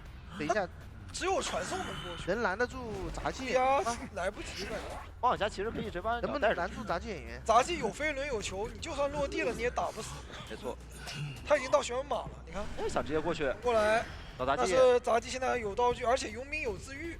往外走就行了呀。佣兵这边到时候自己起来之后可以去点门。他这里很尴尬，因为他。没有切到那个传送，他移形过来的话，就是有点尴尬。硬找杂技。刚才还是不应该打杂技那一刀的。对，我觉得不抓杂技就行了，我觉得就继续杀佣兵。对，让你佣兵开门战不是满状态。找佣兵、找冒险家都是赢面。把鸟船留着，是的，对吧？现在的话，佣兵他是能够去自起的，然后杂技这个位置又很难追。而且2战是地窖，手里还有球，有飞轮。你现在只要佣兵一起来破局了，对吧？对，佣兵一起来你就没有。那边的门肯定拦不住，肯定是能开的。而且2板1双这边靶子都还在的。我现在怀疑一点就是你现在还能不能拦得住杂技？你挽留还有35秒。如果说3跑的话，就必须要争4跑。这戳没能戳到啊！这挽留还有26秒，还能接受得了吗？哇，这得。这手里还有球的，好像要3啊！这杂技这么多道具，根本留不住了。板子不敢踩呀，板子踩了的话让出身位了。但是你不踩的话，这个点破不了。破不了。但他现在想要直接闯，花枝脚不行，他就倒不了。有飞轮，对，还有飞轮，7秒钟，6秒，5、4，接了啊！没有了，这么快的反应，这波还是差最后1秒，最后1秒。0了，都已经是倒计时最后0的时候，这一刀戳到了。我的天，这么秀，可惜烂尾了。天哪，太险了！哇，这大这预判到了。年景这，说实话，对吧？我大不了我就开门战，我就攒风，然后我就一直留着。确实也挺久没见到守夜人了，挺好的。对，反正他对于白鹿来讲的话，任务就留一个，对吧？你一旦进入到我这个风的一个范围内的话，你就得吃到。是，但是对于求生来讲的话，也是有机会的。对，没错。这个觉得开门战相对来讲没有那么强势。张狂要带，挽留要带，然后再带个移形，其实就。哎，这个时装帽子很高啊！上来直接找信源儿，信源这边也是把板子下了。是选择摸了半颗球。前期反正守夜人肯定就跟着攒风啊。守夜人他要逛一会儿，他要在这边攒攒能量。牵制的一个4台密码机，因为尽可能的能让你在开门战获得第2个4的化险为夷，或者是第2波枯手就过来保了，就不让你上过飞。是。那白鹿他现在追人，他很费劲，他前面的话他必须得压着这个狩猎本。我就跟着赶，怕拖自己的移形。揽风，对。提前交球，哦呦，哇，他好稳啊！到了4分之1，不给你若风黏住的机会嘛，直接拉球走。没有距离。嗯。窗台还在，板子先下。这边选择用一个窗台。啊，等一下，板台这边又好了。不过他转到这个终点回来这个点位的话是比较差的，想骗他翻过来。这里已经是57秒了，阿瑟可能一会儿会陷入一个压力，他不敢翻的。博弈这边本着要搏一下，想抽，跳过来跟这刀有拉球刀了。那你敢翻吗？不敢翻的，因为他这个时间上，你就算距离他也是远一点的话，他这个有1分钟了。这个翻了肯定震慑，对，翻了肯定震慑。现在手上没道具了，一个移形应该不太敢抬。他要等风吧，风好了再交。他等这个位置合适再交。对，风好了再交，保证你能秒吗？不能给你机会。哎，你别，挺吓人的，你差点要钻回去。对，他要是钻回去，还好这个时间上来不及。钻回去就名场面了。对。钻回去那就是代表我来了，我又走了。其实也差不多快3台。3台。你来帮忙啊！快3台，密码机是不够的。但是主要这是个大图，对你还得来回补呢。所以说枯手一定要。还得看枯手怎么发力吧。所以记者这波救了之后，要不然慢慢死扛，反正技能也交了，得扛。就如果真的能扛得住的话，但是跑一定要扛。但是这边的板区全部被拆掉了。反正他要么扛刀，要么让枯手来 OB， 就尽量不要让他上到奥飞先扛第1刀，能预判到吗？能预判到。但是有点难啊，没板子了，只能进入到这个双这样换挂吧。就记者就在旁边准备看抬手吧，但是忙了，没有办法，你人家不出刀呀。对的，你翻穿我必打你。这个只能说去预判加上反应，就是你还得去防止他不出刀盾那一下。现在节奏就是不够去打一个4跑的，还得需要过来保。你只要这个幸运儿上到2挂了，那 OK， 恭喜你已经有一个上挂飞了。是的。那开门战就没有这种开门战套圈走的一个机会了。只能开门战活着走。对，所以说对于求生者他们的一个压力就倍增了。而且主要现在密码机也不够啊，你佣兵压满就套个化险为夷，也得扛。 OK， 那个枯手来了，枯手来了，2个人一起。记者那边密码机也补亮了，补亮之后可以再去起一台新的。但是得先慢慢炸一下，对。然后这样再去拖出那个化险为夷时间之后，看能不能保。那这刀还得去扛。若风黏住，扛不了啊，扛不到。到2楼上吧，到2楼上吧。然后2楼上现在只能看枯手了，再拿1刀枯手了。枯手也没有飞轮，压力太大了，想倒墙壁，然后要贴墙，他们想贴墙。但你就算是贴墙了，白鹿这边作为守夜人，我还能后续跟上呀。不是他移形还在手上。对呀，问题是，你炸下来没有用，炸下来无所谓，但是走不掉呀，得绕过来。回头再跟合一下，帮忙扛刀，汇合一下。扛到了，但是这边的板区还是同样很危险。2阶不好跑，然后吸回来了，1刀，这一刀没有打中，没关系，再补上1刀，再次击倒，那这样就刷飞了。对，那没办法，这没办法。那本来就打得很，就是勉强。他除非说密码机很多，他才这样玩才有意义。他差这么多密码机的一个情况下，根本就保不活。没错，这移形就可以直接出1保3战了。这样的话再飞过来，虽然说无心走了，但是立马就能跟上啊。无心手上2个护腕。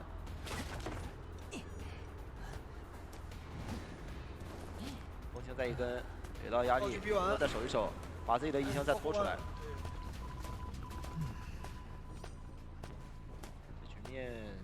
求生者这边道具，那还能争个3抓，有机会。是的，就看能不能把这个道具给逼出来。对。当然说能把佣兵或者说枯手这边的道具、谨慎的道具给他逼出来的话，他这个局面是有3抓的，不能让他们开门战有道具。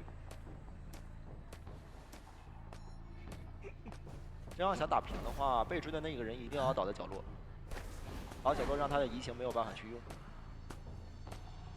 反正现在是一个拉扯局嘛，鬼板那边起修，然后终点这边站着给压力。是。白鹿也不太敢深追出来，他只是拖自己的一个移形。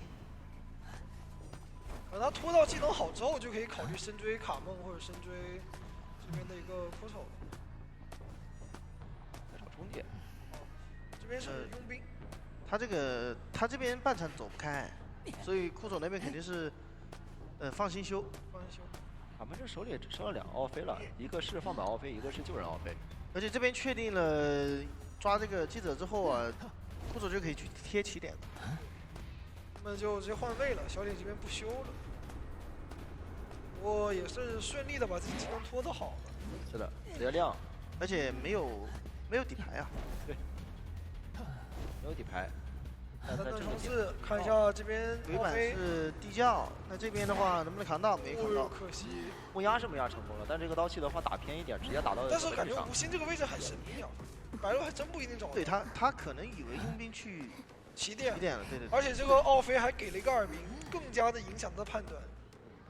但是他选择就是保稳，对，因为无所谓，反正我留1个我也赢了，我留2个我也赢。 刚刚淘汰那一波人其实就已经获胜了嘛。对，毕竟前面已经4抓了那么多把，这把保一把平局，稳稳的，很幸福。是，而且来救了，这边救人了，能救，但是这个20秒能出得去吗？还有强风啊，来不及。对，卡位加若风，对，他只要有风，对，若风年就行了。若风年也不错。佣兵可以扛刀，佣兵如果能挡到这一刀的话，那他刚刚其实可以早点打佣兵。 这里应该就是在门口中间就可以移进去，然后倒能出去吗？再签能吗？能摸？倒起来了，摸到了。枯愁要小心被打回去。看能不能尝试把枯愁打出去吧。还有吸，然后吸就给他爬。强，哎呦，这样一吸就3跑了，三跑了。但是最终还是让我们恭喜这边的恭喜 M24，对，拿到了我们本场比赛的胜利。是的，在今天 M24这边的歼火者真的是杀疯了。 啊，局3抓4抓，局3抓4抓，把这求生者全都给抓的。最终真的是鏖战5局，然后在随机的话，我觉得还是有一战之力的。那如果说有个教授很克制我，其实也是，毕竟一个鳞片的一个效果也不是说特别的影响嘛。因为这个阵容它只要有一个节奏太难找。是的，这个阵容的话，哪怕说我针对幸运儿也好，那个冒险家也好，我第2手节奏还是有针对的一个目标。没错，这里是一个下梯形的悬点，不将是直接点到了小木的位置，十字形可能。好，来看一下，果然也是往主场这边去看一下，能不能找到这个冒险家。找不到就找幸运儿。对的。哎，但是刷点是应该刷的比较靠近大房里面啊，已经拉点走了。因为毕竟你是有一个交互的，你要翻一个窗出来，对吧？那冒险家这个点位直接就拉远了。对，连这把小天赋是有带到巨前的。没错，然后这里反手是想去找一下201窗附近，但是还是要去碰一下大门这边的教授了。这个其实是他比较难受的一个角色。对，教授拿出来就是为了克制你跛脚羊。没错。这边的话，愿力值也是攒到2个围龙以上了，看一下。直接先破板吧，还可以再攒愿力。反正你这个板子是你比较关键的牵制资源。对的，想把。然后打一个卡交互龙，直接到脸上，但是跟钻有刀吗？哎，还可以再跟过来。鳞片直接扛了一刀，对的，秀。外面电击会掉得很快啊，这样子。对，但是一个围龙交了一个鳞片的话，还是飞轮是好了的。看一下，跟过来，贴边走，直接闪现开掉，不跟你拖延了。没错。那他还是得再交一个围龙，但前面的话其实他是知道得再搏一个飞轮的距离的。哎，过来直接给到一刀，没穿过去，没有摁出来。没有太多支援空间吧，感觉这个飞轮的话，其实可以去交，但没什么太大机会。对的。那现在的话，密码机等于是3个半台加上冒险家的输液。是这个通缉直接通缉到冒险家，直接通缉到冒险家，那这是脸上的冒险家，感觉可以开始逼救啊。要被逼救了。对，给一刀钻过来。教授是有2流空间的。对。直接想要找小蝶。想开个8只龙的位置，但这边的话没有交出飞轮，那还是要有个倒地。我感觉前置时间上面来说稍微有点不够，那还是得去让队友过来补救一波。然后看到幸运儿这边道具的话，其实也没有补充。是的，因为这一波也是一个逼救嘛，2节奏可能不太好撑了。对，这个节奏对于求生来讲的话，其实是不太好的，因为这波被逼救，还加上教授没26，对的，有点难受。487是补充了一个机械玩偶。然后看到整体密码机现在是来得个将近3台，然后小明这边过来救人了，差不多就可以加龙。对的，先把围龙叫出来。那这边的话也不着急。那这个龙感觉准备要消了，再补一层，你差不多得出来了，肯定是不能让你。哎呦，个救！就没有博弈。不是感觉很突然，是。因为我当时脑海中闪过了很多种救人方式，但没有想到突然间这样一个救人，就感觉双方剪刀石头布都出了布。对，就可能也想猜到捏捏可能这边没反应过来，你知道吧？因为你毕竟举了一个围龙嘛。但是其实捏捏的想法就是不能让你无伤救。对他想的就是不可能让你无伤就完了，我随便出一刀，没想到这个时候就小明心念合一扯了。但现在的一个局势就会回到我们刚才赛前聊到 BP 问题了，就是你教授是队内唯一克制跛脚羊的，那现在剩下的像幸运儿也好，冒险家也好，反而要去承担这个救人压力。现在才3台半，对的，联想3台半，而且幸运儿这边道具其实。为了密码机的一个进度，还要去摸个机械傀儡嘛，所以说自保的道具不是特别多。没错，而且还机械傀儡只有半个嘛，它其实你还是最后得自己去补那台机子。是的，那这下野是有1定26的。对，毕竟铲子还有。对，打针对可能对跛脚羊来说会比较好，因为他的节奏已经很好了。比较香水，但这边的话，捏捏其实并不着急出刀。是的。哎，还是打了幸运儿一刀。还是不可能让你无伤的。幸运儿这个时候可能要去补冒险家的节奏。或者说想换一下幸运儿的节奏，反应非常也很快。聪明。但是八字走位的话，其实并没有卡到这个尾龙啊，所以说。哎，但是卡到了脸上，一波跃龙到脸上可以赶上吗？没有，被树根打到了一下。对。然后飞轮还规避了这个伤害，这里的话还可以再玩一下。要骗你交互，再补上一个围龙。哇，那这一波消耗了捏捏比较多的一个愿力值。是的，这一波牵制特别成功。但很成功，对吧？没错。因为毕竟你不是一个围龙击倒，你现在3个围龙的时间，交了比较多的愿力在这里。对的。但是冒险家这一波不能把记者给亮掉，他需要先救完人之后才能去会密码机。没错。那这样子的话就考验到双方的一个排点了。我觉得他会直接传送。直接传。过来的话是一个半状态的守墓人，而且是上过挂的。但是如果是冒险家把幸运儿给救下来的话，幸运儿的儿子是有能力去帮守墓人进行一波牵制。对的。帮他把第2波铲子的 CD 给拖出来。但现在铲子还没救下来，还在跑图的路上。还有机会进板子来再玩一下。就看这个单板了，能不能拖出呢？没有办法拖出来。看到这边非常细节，感觉是留了一点输液的。然后这边幸运的机械傀儡的话也在帮忙会议密码机，但是进度好像不太够。这个电量，哎呀，差一点94的一个进度，消失了。那这样捏捏就有机会把传送给拖出来，然后打一波4抓。这边能看到果冻也是留了点输液过来的，但这边把角落的机给破掉。响起了。那现在捏捏不着急啊，我就开始存愿力嘛，我可以开始打开门战的。只要我拦截这个密码机不让你开就行。但这边脚印露出来，看一下脸上这边有一波拦截说法，因为愿力值是够的。对，看一下给一刀，这边到密码机旁边得放大龙，有点不够吧？可以跃龙过去，跃龙配合不用，直接走过来。在果冻这个地方其实有点插翅难逃了，已经被架住了，对，被架在里面。但是外围的话也帮不了他呀，主要是这一波果冻可以打一波，看他抬手放龙翻创，对，只能这样了，没办法了。是的。但捏捏他就可以，我一直不放，我就开始攒愿力，我这个密码机可以让你开。哎，那还是开掉吧。对。因为那边压不了。对我现在愿力是可以处理掉你，然后我的传送是好了的。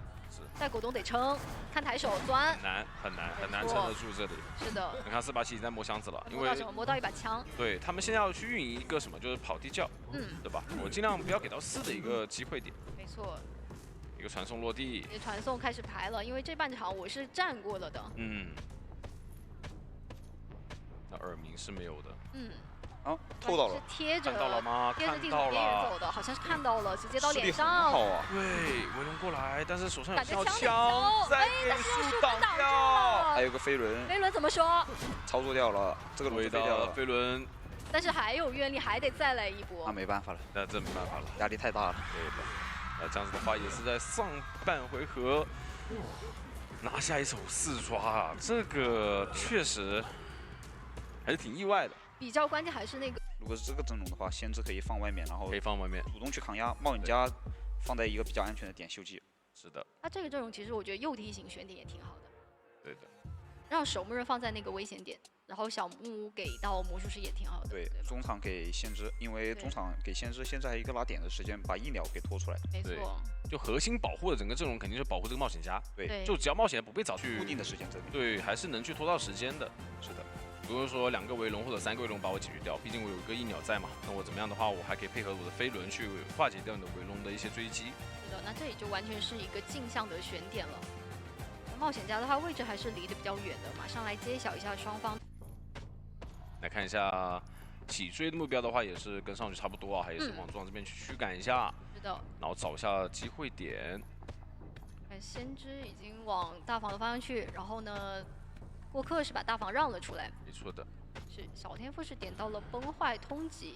这边的话，可能楼下的单板就需要去博弈一下了，但这里转出去必须是反手往这个角落要去找冒险家吗？没有，还是回来了。还是想想还是回来吧，因为你有一个比较明确的目标。但是如果过客一直躲在这里的话，我感觉有点互相影响了。对。啊，有点卡住自己，这里是一个比较复杂的板区。这个是有机会去飞的。对。先把鸟给交出来。他这边能吸很多啊。这能吸1半以上了。哇，直接站在脸上吸鸟。而且在刚刚周旋的时间，这边顾客已经消失不见了，已经偷偷摸摸溜走了。对的，是的，围龙还但没照到，再补上。其实现在院里已经很少了。对，被他预判了逃完是提前钻了过来，在这等。的话再去吸鸟，但是一鸟的话是马上要吸好了。预判到闪现。对，那这一波其实是有26在的，下来就鸟要好了。16也是特别成功。是的，是的。要把闪现交出来了，那对于球员方来说，我就26无限可能。没错。看一下这边的话，冒险家是没有带化纤维的，肯定不会让他来救，没关系。就是带着化纤维衣来救一波。对，但这边顶着脸上他得换抓，感觉是要去换抓一下。对他这波不换抓的话，他没愿力去杀先知了，然后先知这边鸟还出来了。而且过客身上是有输液的。对，50输液。其实这波换抓，一个是为了废搏命，然后第二个是为了把输液给废掉。你先知出去的话，肯定要吃资源，你要调状态。先知使用过1秒之后修机会有底 buff， 对的，还是很细从来这波。是的。看一下一个八字走位过来，并没有预判到位置，对，比较复杂的板区，八字龙到脸上了，飞轮规避，还能跟过来，有刀了。刀。这样子的话，把人要往这边脸上挂，但好在说身上有50输液嘛，捡了之后还是能去破译的。没错。现在整个密码机的进度来说，对于宠爱其实还是有点不足以是让他去4抓的，就看一下后期运营怎么样去，运营出一个比较好的一个4抓面吧。对他得打控场才有机会去完成这波多。是的，球上方这边的话，只需要稳定的一些救援就行了。这边也是让守墓人过来，是想要偷袭一波，还是看着对，但是脸上2个人都有在爆点，差不多了，感觉要下龙。对，等他出来。其实淘汰进度还蛮健康的。对的，他这波救完之后得去跟先知补状态了，是吗？是的。往脸上走的话，其实他想要守住这个输液。对，虽然说有这个可能性，但是其实你一直换的话，我觉得还是很难的。但你现在还是会回到冒险家的脸上，这一波打了一个双倒，其实对于宠爱来讲很赚，而且输液的话其实用出来了。对，把这边的一个200双密码机给亮掉。到极限把这个轩用掉了。空调在脸上准备进行救援。但你们会发现，这样子拉扯下来，其实球员方他们跑图的时间多了起来之后，密码其实不太够的。没错。宠爱的拉扯还是打得漂亮。他一直围绕这2台，你会发现求生者一直疲于奔命，然后给拉扯的很难受，这破译的环境很不好。看一下，把人是想往你这边牵一拖延他的自起速度。对，感觉得回去守野。交过来。还想要再拖一下，感觉点了假妹啊，一动不动。也是给到一刀。好，得直接逮着这个上瓜飞。还贴边走，跟过来有刀，还是比较难了。是的，而且飞轮还差5秒。对的，那你看场上现在这个状态调得非常不好啊，3个半状态。是的，挂上还有一波通缉的机会，通缉到了半状态的逃完，先知是在比较远的位置，感觉就直接往刚才求生者走的方向去排了。没错。其实现在特别尴尬，因为如果先知修的话，他被传送落地秒了之后的话，不好救了。对，就不好救他。他如果不修的话，其实他俩也补不了状态。是的，因为先是挂过一次嘛。对，求生者位置现在也比较散。这波必须得要有这边出来3个围龙，交的是那种笼中龙。对的，还是击倒了。能看到空调这边很尽力了，魔术棒跟飞轮全部交出来了。对的。那下面密码机的话是还有最后的60，他应该要选择传先知了。对的，要传，因为这边前面冲击过去，一直留意到这个先知的位置的，传送落地下来，手上有飞轮，而且一鸟是快吸出来的，看一下能不能去博弈成功了。得看这个飞轮的操作了。对，这边的话先架住窗户，对，走位过来，飞轮躲掉，也出来了。提前吸出来。这边的话还在去吸这个一鸟。对，一波一，跃龙刀脸上，还能跟八字龙贴边走过来，有没有刀？看一下，给到了极限。那新的机子的话是开到了30的样子。没错，但问题就在于说这是2挂，所以徐文芳这边，我觉得应该是不打算救了，看能不能去把密码机抢开。对，2个人都已经开始抢了。对，因为这一局对于北京 WBC 来说的话，尽量跑一个是比较好去保住自己的一个胜场分嘛。是的，这个人是2挂的话，其实宠爱他去排人可以排的比较大胆一点，而且他是卡在一个角落的位置，他只需要排2个方向就好了。是没错。这边的话还在排，但其实求生方根本就没有动，他们打了一波心理战。对，2个围龙到脸上，对，这边感觉要强行通电啦。一个围龙过来，愿力值消耗很干净，那这个围龙是非常大的一个围龙。没错，但脸上2个人都在，围龙拆掉，先解决其中一个人。对，这边的话守门人能往另外一边走，因为传送感觉交过。得先找魔术师会更好一点。其实找谁都一样，因为你传送交了，然后愿力值这边要解决魔术的话，你就管不了门。先把要把那个守门人往外逼，然后把这边门管住。但守门人如果被魔术师这边被击倒的话，传送是能拖出来的。求生者这边应该能算到，其实这一波回头走地窖会比较好。这边已经掉头了吗？看一下，是的，也没有再点，根本不敢点。是。地窖没排出来呀？那好像没对，确实没排出来，他们跑的方向是不太对的。没错，传送落地下来，直接落地，愿力值是有65，毕竟是2挂，所以说宠爱这里也是往小房这里去排，但耳鸣已经响起了，但他是先看到了地窖的位置，也看到了，耳鸣再回头发现在油罐附近，但是并没有照到，能找到吗？耳鸣很近了，很近。这边的话，其实如果是这个地方的话，其实。很难找，因为这种小巧头特别多，你知道吧？下一回忆开始富贵险中求，要往地窖冲了，手上还是有铲子的。但是这边的话，但宠爱师已经看到了。没错，要把这个围龙给拖掉有点难。看一下给一刀，这有窗户交互没有去选择。而且围龙还在手上是有愿力值的。是的。再掏一个到脸上吗？看一下位置，回忆直接到了围龙外。还有一个愿力值，先把。但宠爱没关系，就把它压在外面，不要让它靠近小木。基本上走不掉了，基本上。对，比较难，还打了一个风木龙。对的，他2个围龙嘛，一点办法都没有。还有个，对的，还有个。哇，那成都狼队这边监管者后手上场扛住了压力，再还那个找你这个机械师，那你不想要让他倒的话，你可能要放比较多的资源来保机械师，这样子你可能没有资源去跟我拉扯后面的对局。对，其实艾维特别烦前锋的一个点，就是在有一定侵蚀度的情况下，我打撞了，对，撞了以后一刀那个人就跑了，然后其实就掉了。对，对艾维来说，这是唯一是可以去进行支援。他们这个体系看样子是研究过很多次。对的。艾维是直接点到了墓地，是直接选到了机械师的脸上。起追应该是没太大。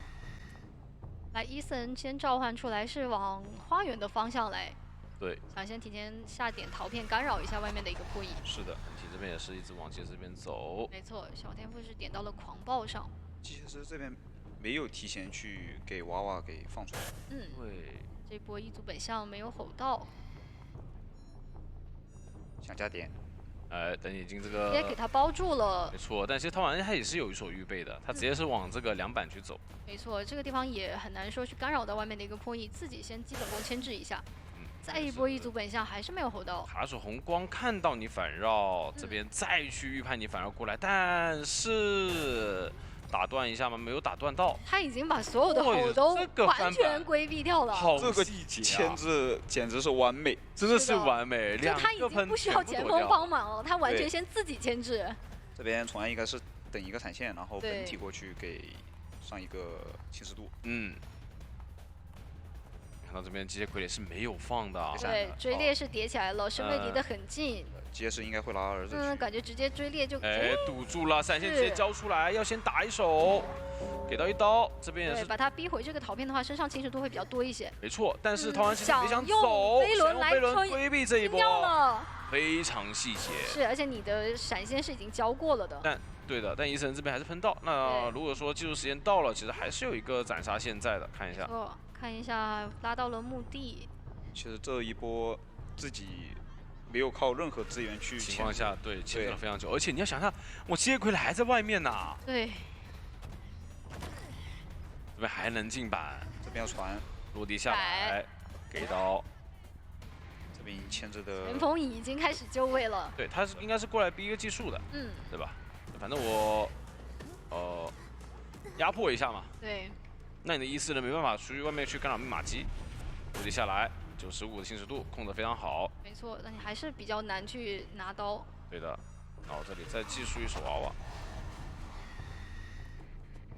对，先让有化险为夷的气象学家过来进行营救。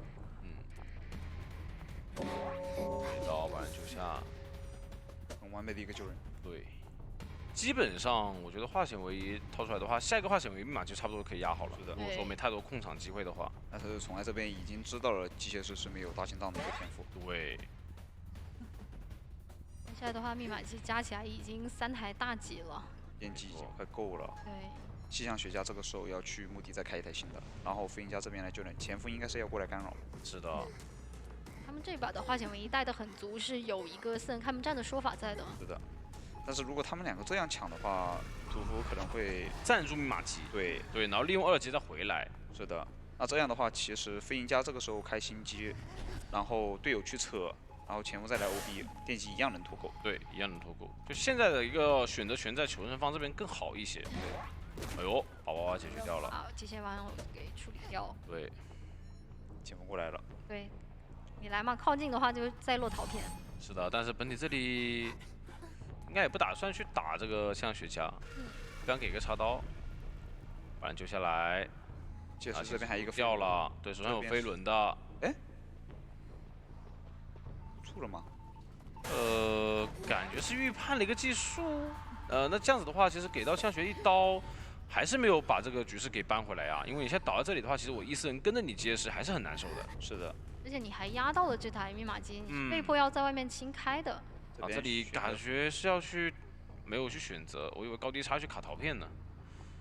但是飞行家这边还有一个搏命能带走啊。对。对屠夫来说的话，其实对宠爱来说还是得优先把这台密码机给占住。是的，没错。但这个伊斯人一直跟着陶完这里也是非常受限啊，让他这个外面的话密码机让前锋去破也很难。我觉得还是得带走这个密码机，得把这台密码机给让出来才行。现在这边全部都把道具给交了，都先散开，不着急。但现在宠爱的闪现是已经好了的。对的，这边皮拉刀，然后医生招回来，有没有可能给飞行家留在遗产？还是要去找接师，但是前锋一在旁边。然后气象学家这边破译，但我觉得这样子反而是把这个自己给陷在了密码机旁边。我觉得应该赶紧说让学生方拉开，就破译新的密码机。对，现在落地59。前锋直接打断，很细节，从来这里闪现击倒，因为只要你击倒之后，就像我们刚才星辰也说过是吧？你只要击倒之后，你前锋就不好 OB， 你只能说在侵蚀度很多的情况下，我前锋过来帮你撞。哎，这里有机会气球刀啊！这一波应该是前锋失误了，他应该是想拿飞轮顶侵蚀度，然后想一波回头撞，但是有张狂啊！我觉得太拼了。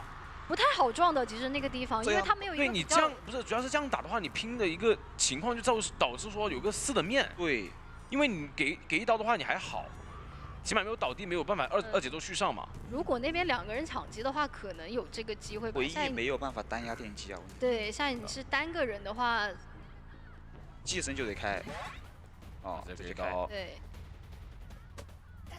而且还站住了一边门口，是直接可以再过来管这边的门的。是的，也落地，怎么说2阶直接拿下。另外一边大门那边也有很多陶片，这样子也没人点，对，有机会赶回去。那气象学家是挂过的。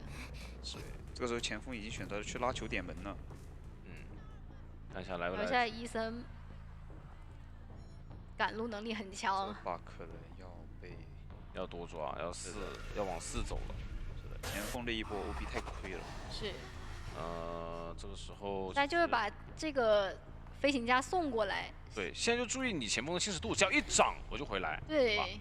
哪怕你97，我也会回来的。是的。这边的话，我可以补上个技术后再然后就已下来。经可以双传了，现在两边门都控住，感觉要插。但前锋那个门应该是能点开，因为他当时传过了之后，这个就没办法再传了嘛。这边就选择留飞行家。对，留飞行家了。从来这里回来的话，就选择留飞行家了。但是飞行家也没有道具，所以说没办法周旋太久。对，其实这也是空调第一时间往这边冲的一个意义，就想说尽可能把这个前锋给保出去。就从来他也不想冒风险，就不想说给到飞行家这边救人机会。我保证一个3的一个对局的话，其实自己也是占据一定优势的。嗯。这一局感觉其的话，可能还有个2次牵制。屋这边应该是一个火灾，然后一板一窗那边可能是个原地。我觉得主要目标镜像的悬点，也是跟上一把一样的追击。看这把追击节奏会不会有点不一样？嗯，是的。因为这样选点的话，它会有一个坏处，就是它没有办法锁到密码机。嗯。除非木屋不刷机，然后但是如果木屋不刷机的话，小腿那边是有机会锁3连的。好的，直接往新人的方向开冲。看一下小股东是想走中场的位置。哎，没拍到。好像是。耳鸣都已经掉了。没有找到啊。是。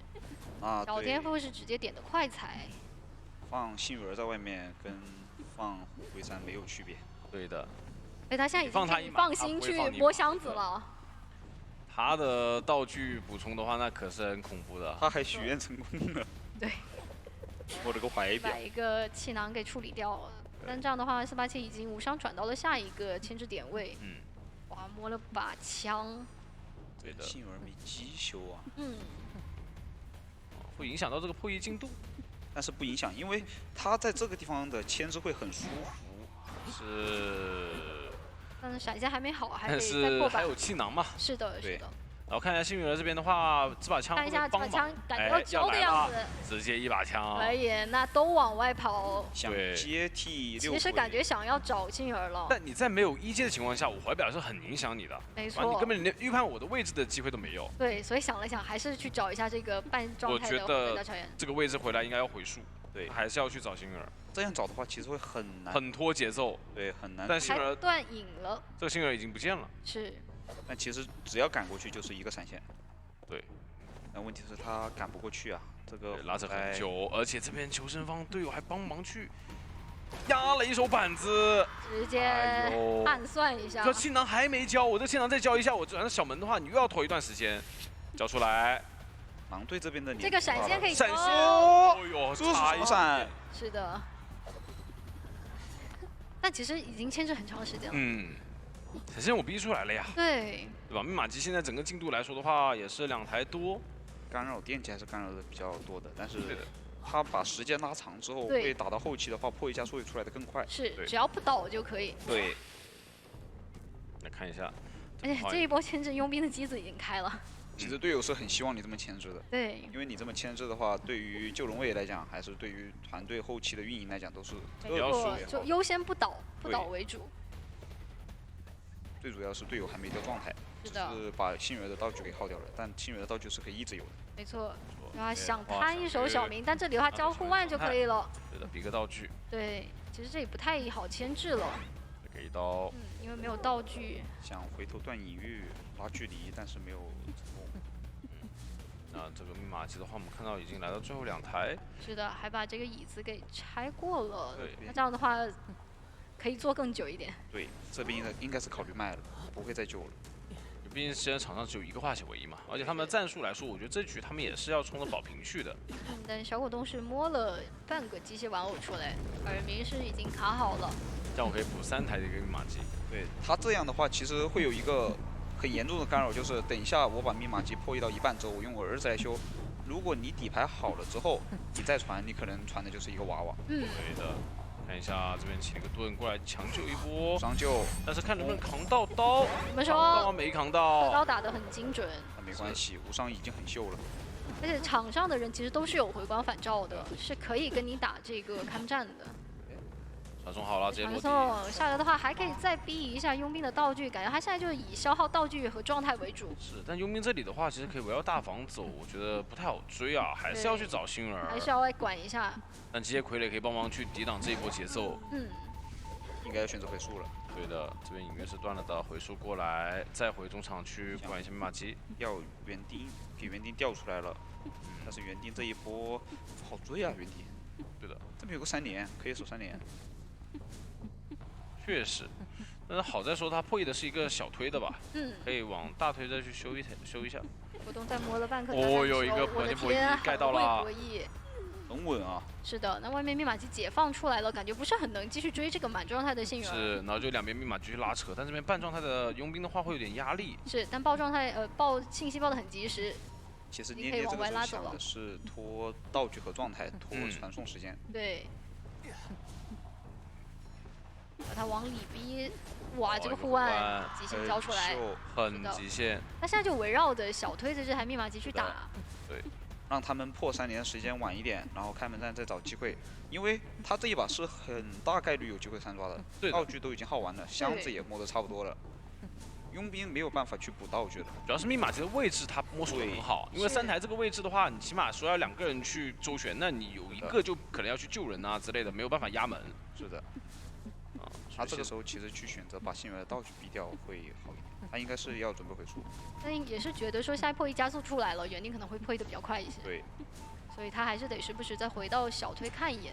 球人方也意识到了，所以也放慢这个节奏去打了。没错。这也不着急了，不掉状态为主。他们要等佣兵把道具摸一下。是。因为佣兵开门战是一个很重要的。直接拉球往外走，但是有刀啊。格局熟练度还是很高啊。没错。要传，还要拖，还再传一波。这样的话，园丁佣兵应该要跟幸运儿补状态了。起盾的话，感觉他可以深追一下小蝶的。而且因为你小蝶又是往另一台机子走的，其实他等于1赶2，得去看一眼，得回去看一眼。那我觉得这波只要状态补上来的话，其实捏捏节奏还是比较差。回溯过来，不想放掉手上的园丁。是。抽一刀。抽刀。那这波有一个倒地机会了，也拉不开啊，拉不开的。有一个飞轮可以补一下，看一下能不能进到小木屋里面去。有点困难，看一下那个窗户过来，飞轮。抬手飞轮。哎，但没有续第2刀，就会打到。感觉还能再牵制。倒了。如果有地下室的话，其实这一把是有一个多抓面的。没电，哎有。挂地下室了，而且他是完全压到了这台70的大遗产的。传送是能拖出来的。不过小明的状态是已经补好了的。但手上道具是怎么说呢？感觉球人方开门战的一个支撑能力不是很强。对。好在园丁是比较耐做，可以把那个机子拖够了以后再去救。捏捏应该会选择在上面打一刀，然后在上面留隐喻，下去再打一波针对。对的。哎，留了。但这个的话，同样也断了自己的隐约啊。对。他不会走的。就等吧。对，要在上面留隐喻下去。园丁要去盾。园丁要帮扛一下。要打佣兵了。是。这边有隐约，上面有那个回溯的，看一下回溯过来。哇，佣兵。可以直接抓佣兵，捡佣兵。有机会翻出去，感觉。啊，就不抓了。但是这里我也不着急开，只要你一出来，但是你开的话。哇，这刀尖无者的感觉，刀尖舔血了，对，无者了已经。这个时候就你一念之差就可能打到了。但是佣兵如果现在倒地的话，是有5层战争后移的。对的，大门开不掉，小门是还没摸到。这边传送下来，但没敢贴门这里，手里还有比较多的橄榄球。对，但这个时候不能回溯，这个时候还继续排。直接选择回去这样的话，小佣兵吗？其实就能够解放出来。挂佣兵感觉就没太多机会。但走2步有耳鸣。这把应该是平。感觉判断出来了，想要冲小门。还有球已经来不及，来不及了。他这个时候不挂才行，不挂的话我隐约去排这个人。其实他没必要这么急的，佣兵那边5层战斗后起的会比较慢，起得很慢。那这样子的话，把人再往这个大门挂，基本上就没什么太多说法了。也是恭喜成都狼队。对的，先是完成一个保平，那让他们率先。图它有什么很大的那种圆形可以有绕一下模型。对，野人一直绕的话，其实路头是只能摆夹子去破，要不然没有办法。还挺头疼。对，看一下。飞行加入链是弓箭手野，在湖顶上要面对路头。飞行跟弓箭应该要出去抗压了。对。很想看其他选手怎么操作，我去学习一下。看下去。一个3包1的阵型，鹿头是直接点到了中场空的位置。那脸上的话是入殓师以及飞行家。让入殓师。好。带了窥视者，我感觉目标会比较明确一点。对，就应该是找到船了。直接来大船，然后找个地方先把夹子铺一下。也说上一把你开局你幸运儿躲过去了，这一把不能让你再躲过去了。哎。直接暴露位置。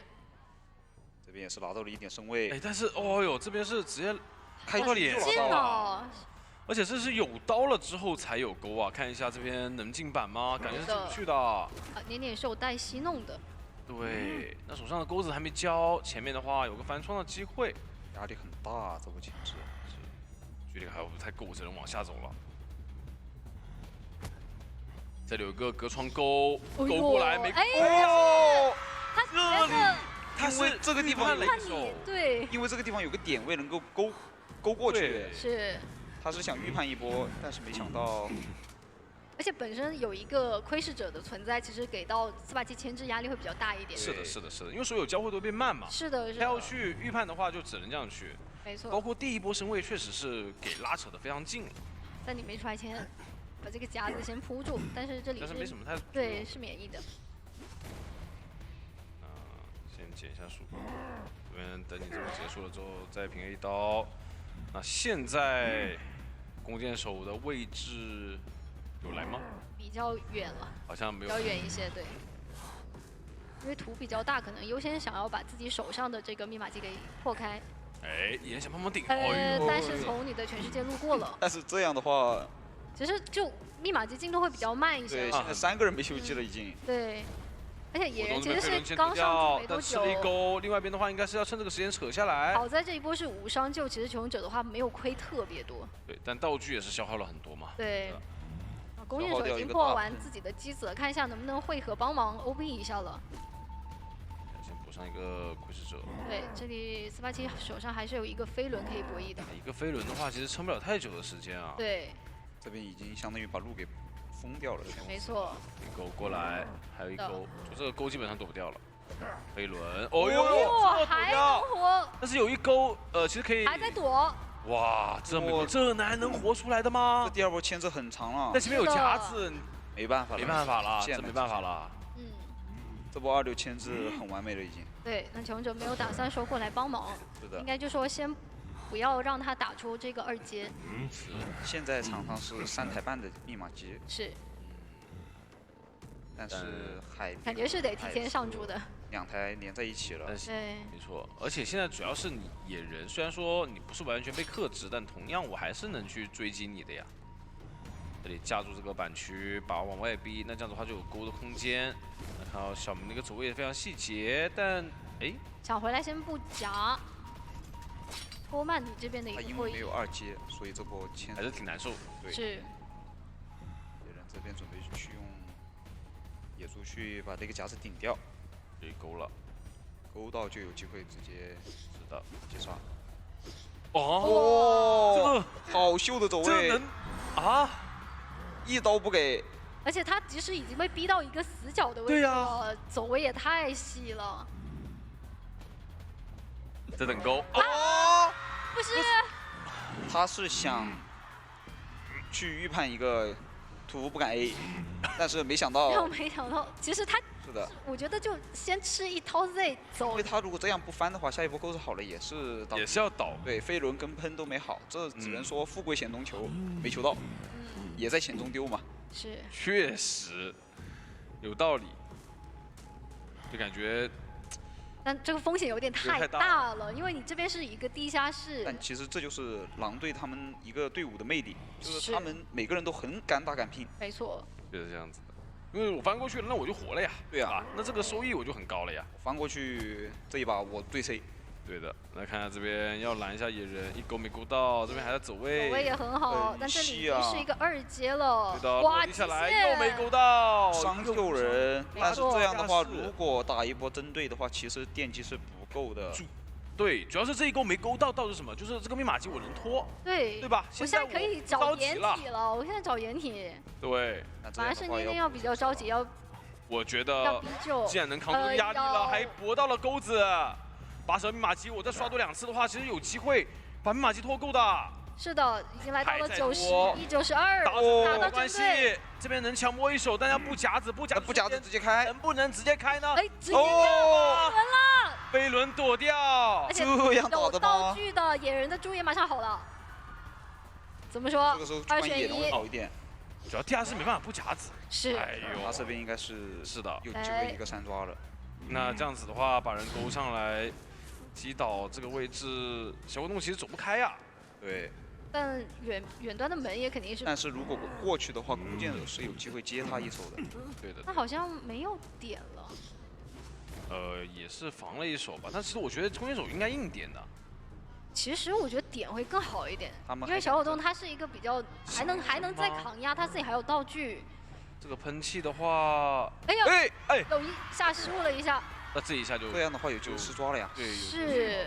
得看一下捏捏接下来把这个人挂上以后，他要怎么去做这个传送的反应。不会直接传啊，这个没有什么犹豫空间吧。来了，直接传了。因为你这边是生化飞，我直接传送落地。那现在是满道具的弓箭手，可是挽留的路头不是很好去博弈的。弓箭手了，说实话。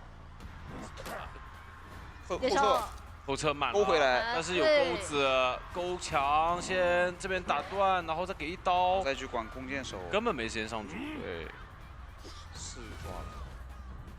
弓箭手怎么操作了？如果能把野人的这几给拖出来，哇，就看我说的这波。道具还很多。哎，可惜。飞轮，但是有个后撤，野人是有机会拖起来的。没错。这边也知道了。再回去。但是他有飞轮。弓箭手有个飞轮。嗯。这个时候去走门吗？想保稳吗？哎，焦自己想要再拖一下时间，又被勾到。贴点没办法了，是因为你起初没加起来嘛，这波干不回去了已经。但其实马上辅约器是要爆点的。对，但是来小门是应该来得及的。对，小门毕竟小门了83了。嗯，对的。等一下。我们说看一下这个过去的话，还是得再。毕竟这边的话，起码要4段勾，这肯定起码要4段，肯定走了。对的。然后也。但说实话，这个走一个也是让人提心吊胆的。确实。这一把还是能看出来，想用那个套路去飞路的过，追击快的同时，然后能把道具给消耗干净。是。因为使徒他只需要打一个追击快，因为使徒他很难去26，对，他的26基本上是属于是没有的，针对性很强。对。然后可以根据地图上面的话，我觉得如果比较提前围呢，还是说双喜都行。嗯，是的。毕竟这一局上场的话，我觉得对于业余来说还是要争取。来看一下，往小房来试一试舞女。不好追啊！我也觉得不好追。心跳一起，直接把这个盒子一步，你得先处理盒子。我说的不是角色。主要是这个地形也不好追，对吧？然后加上本身舞女这个角色的话，它也有这个8音盒在嘛，这个道具会逼得特别的快。对。他这样准备放交互盒了。对的。一个滑步速率都很高啊。对，滑不出去，你不踩吗？你还是得踩。你踩的话，这时候我再看看，我不着急走。这可能是得移形开刀了。哎，骗到了一点。想绕一下一点身位，没错。距离还是能控制得到的。对，但沉默住了。对。这波就照不到窗户了，感觉哎还是要往窗户走。要选择跟他绕板去了，再绕不动了。交互盒。这个板子还在。再来一个滑步，哦，很漂亮的滑步啊！还扭掉了，但飞轮是好了的，还可以再回来。滑不了了，但这波滑不了，还是没错。但是在减速盒里面吃刀已经很细了。但前面转点的话是有一个移形的机会的。对。但是移形拿不到刀啊，这波移形在交互点。对。还是想说先咬一个猫再说。移形。那差不多可以移形了，直接到脸上。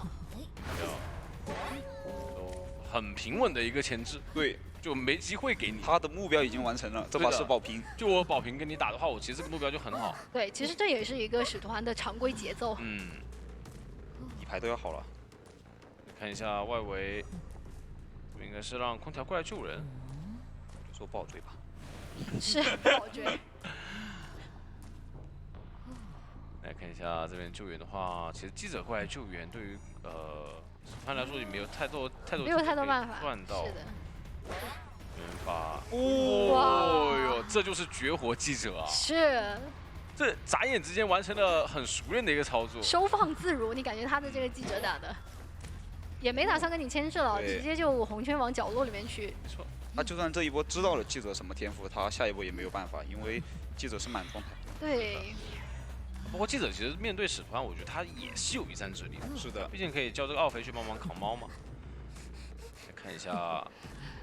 把人往双十一挂，然后也卡过来了。大副这边应该是找不到什么节奏了。没错，很平的对局，就你基本上没有什么太多突破点给你。对的。然后这个猫的话也是没办法咬到，因为咬了怀表，再把猫指回来一个跳，我现在还是可以再拖一下时间啊。第二段又摇到了，但沉默好像是沉默到了大副。没错。 一个出刀上救，哇，2波无伤，基本上一点机会都不给你啊！救的也太好了。就你从开局到现在，你发现求生者他们就严防死守，对吧？就牵制的人也没想牵制什么很漂亮的局，对，救人的人也没，就该交道具交道具，我也不跟你博弈太多。人物伤我赶紧掏了。没错，等于是2波的话，其实夜雨都没有在手椅上拿到很多节奏。而且密码机我们能注意到，现在整个密码机的状态是很好的。对，没错。他可能火灾要压机骗一下屠夫，不考虑压了。那这样的话选择传送落地，因为他也知道你这边是没有带回反照嘛，还是想去针对一下。 这边应该要用奥飞去吃猫，指猫过来把奥飞，想扛刀，没扛到，很细节，对，就这一波是诱骗你把猫收回来，但是我利用我的奥飞去扛刀的。那这里的话再拦截一手过客，他现在就是不要离开这台密码机。对，但其实这一波来的话是反而把这个没有朋友反照的记者给换出去了。是的，对。其实求生者刚刚在想，我赶紧把这台机给偷掉，然后你没有传送，我们赶紧。 对，但夜雨这一点是完全防到了，一定要逼他们在外面多开，然后把自己的技能给拖一下。是的。那现在脸上有一个火在调查员，导致他是不敢往外去排的。他以为记者还在，但其实记者已经在手了。已经跑很远了，完全不给你机会啊！对。他这波摸状态是，其实是会让过客的压力会比较大，火灾的压力会比较大的。是，密码机的话会比较慢一些。对，相信队友吧。一个。 射过来到双板双穿，跳的话是有刀。这一波隔窗刀，但现在的话身位还是可以拉开的。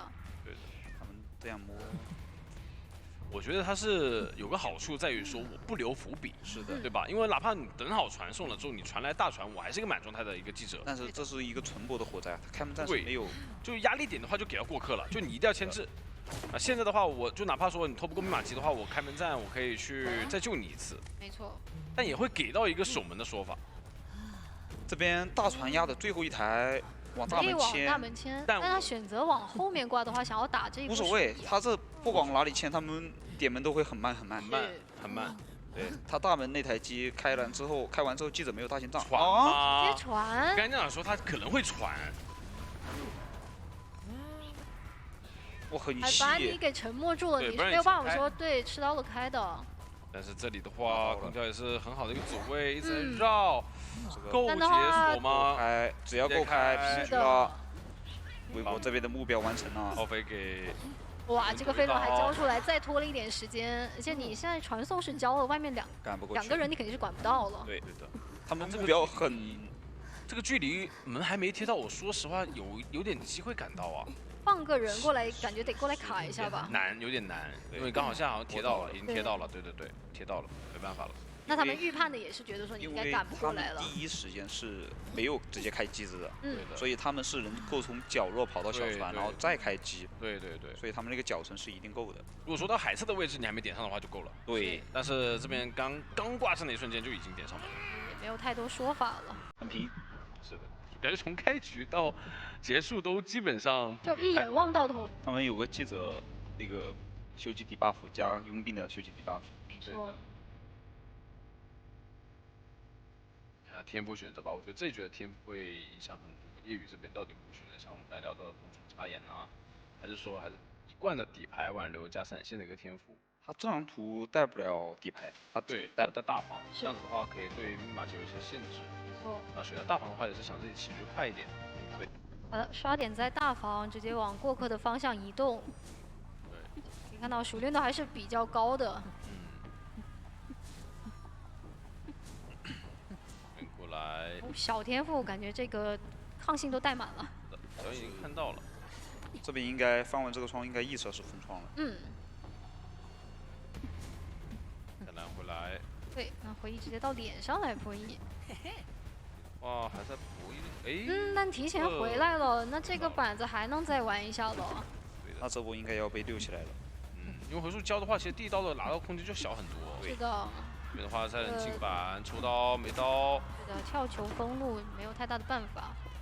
排球，这今天过客第1把牵制。这回速还防的挺好的。对，他现在球的 CD 又转好了。哎，因为还断了一手。断一了。因为毕竟是后手图嘛，其实4大天王熟练度还是没说特别的高的。对，直接闪现过来。击倒的节奏还是会被拉的比较长。对。错，这里还是能继续玩的，板窗距实在是太多了。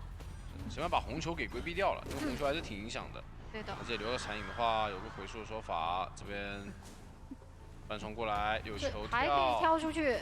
对的，但是你自己好像被架到这里了。哎呦！好一波抽刀抽倒了。这波牵制80秒还不错。我感觉这波是没有想他的一个回速是卡断了。对。不然的话，他这边转点出去是拉开距离了。应该是直接去射院的。那这波的话是。回应其实是有机会被逼救的。对。闪现交了嘛，如果你这样压出去是有机会无伤的呀，他应该不太敢压，因为毕竟是个佣兵。没错，感觉他得先提前去排一下佣兵的位置，看能不能去进行一波逼救。逼不到，回来。那这一把还是很平的面。吊直接过来顶着修，他这一波的话是准备让杂技直接走大房去。然后这边佣兵再去沙包里面开嘛。对，看一下这波跳球没跳了。对，肯定不跳了，这边就不牵制了。是。只要把沙包再补开的话，记者还能救一波，还能帮忙去辅助，看能不能有牵制空间。现在2阶开出来。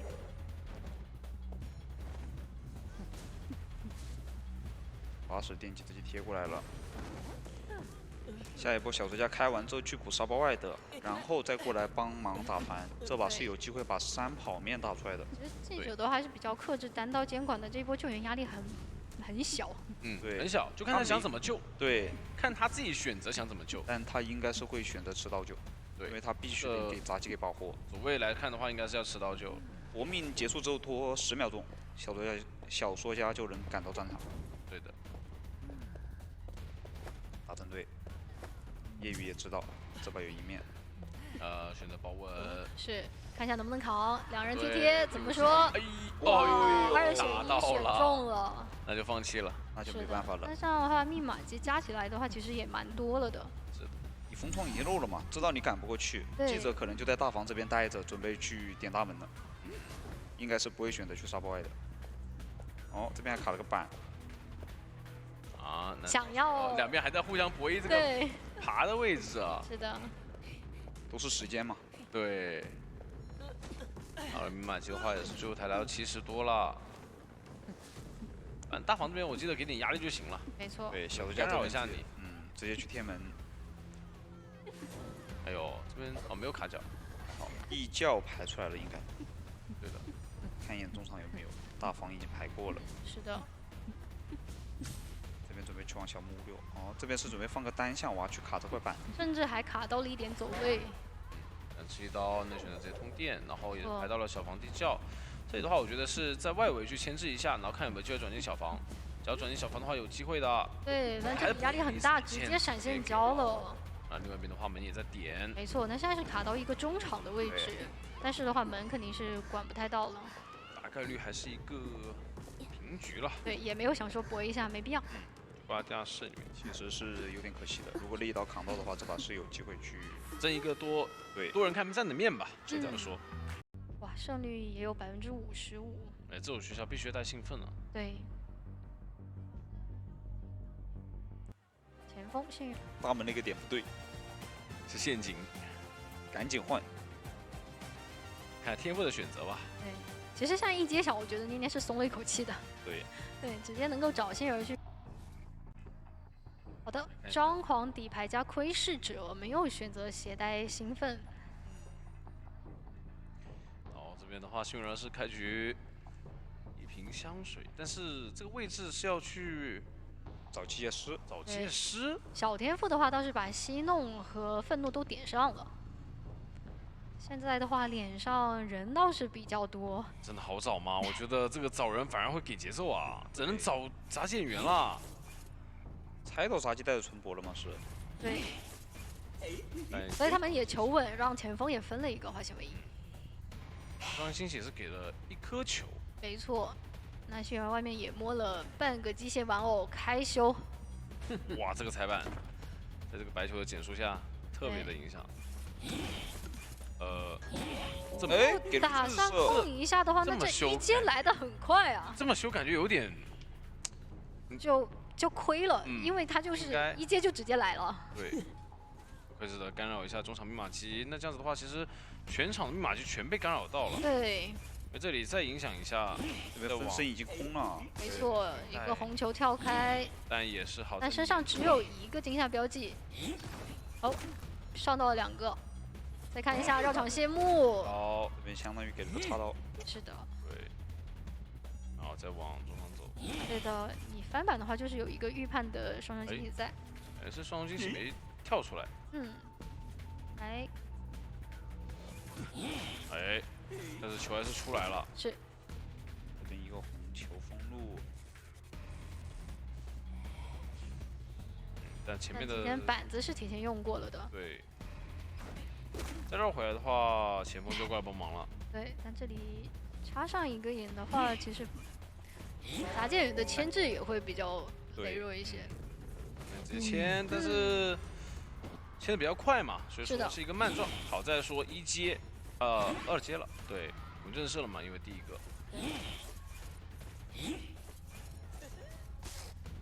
还是有点头疼的，有个前锋在。是的，这为什么就是说，哎呦预判，球好像拉的比较多呀。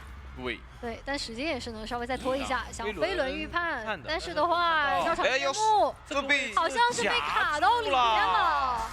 其实这波有点亏，对于前锋亏很多，因为前面其实你拖到时间了。是。但反而这波拉球的话，把自己给卡到一个比较出不来的位置。对，前锋就是这么一个比较2线的角色，他优势能够打出来，他劣势也能够让他打出来。对。把规则一插的话，这边的话就专心去管一下过来救援的人。他没有搏命，一个单飞轮的机械师。打一刀救下来。没错。看机械师，但不敢弹。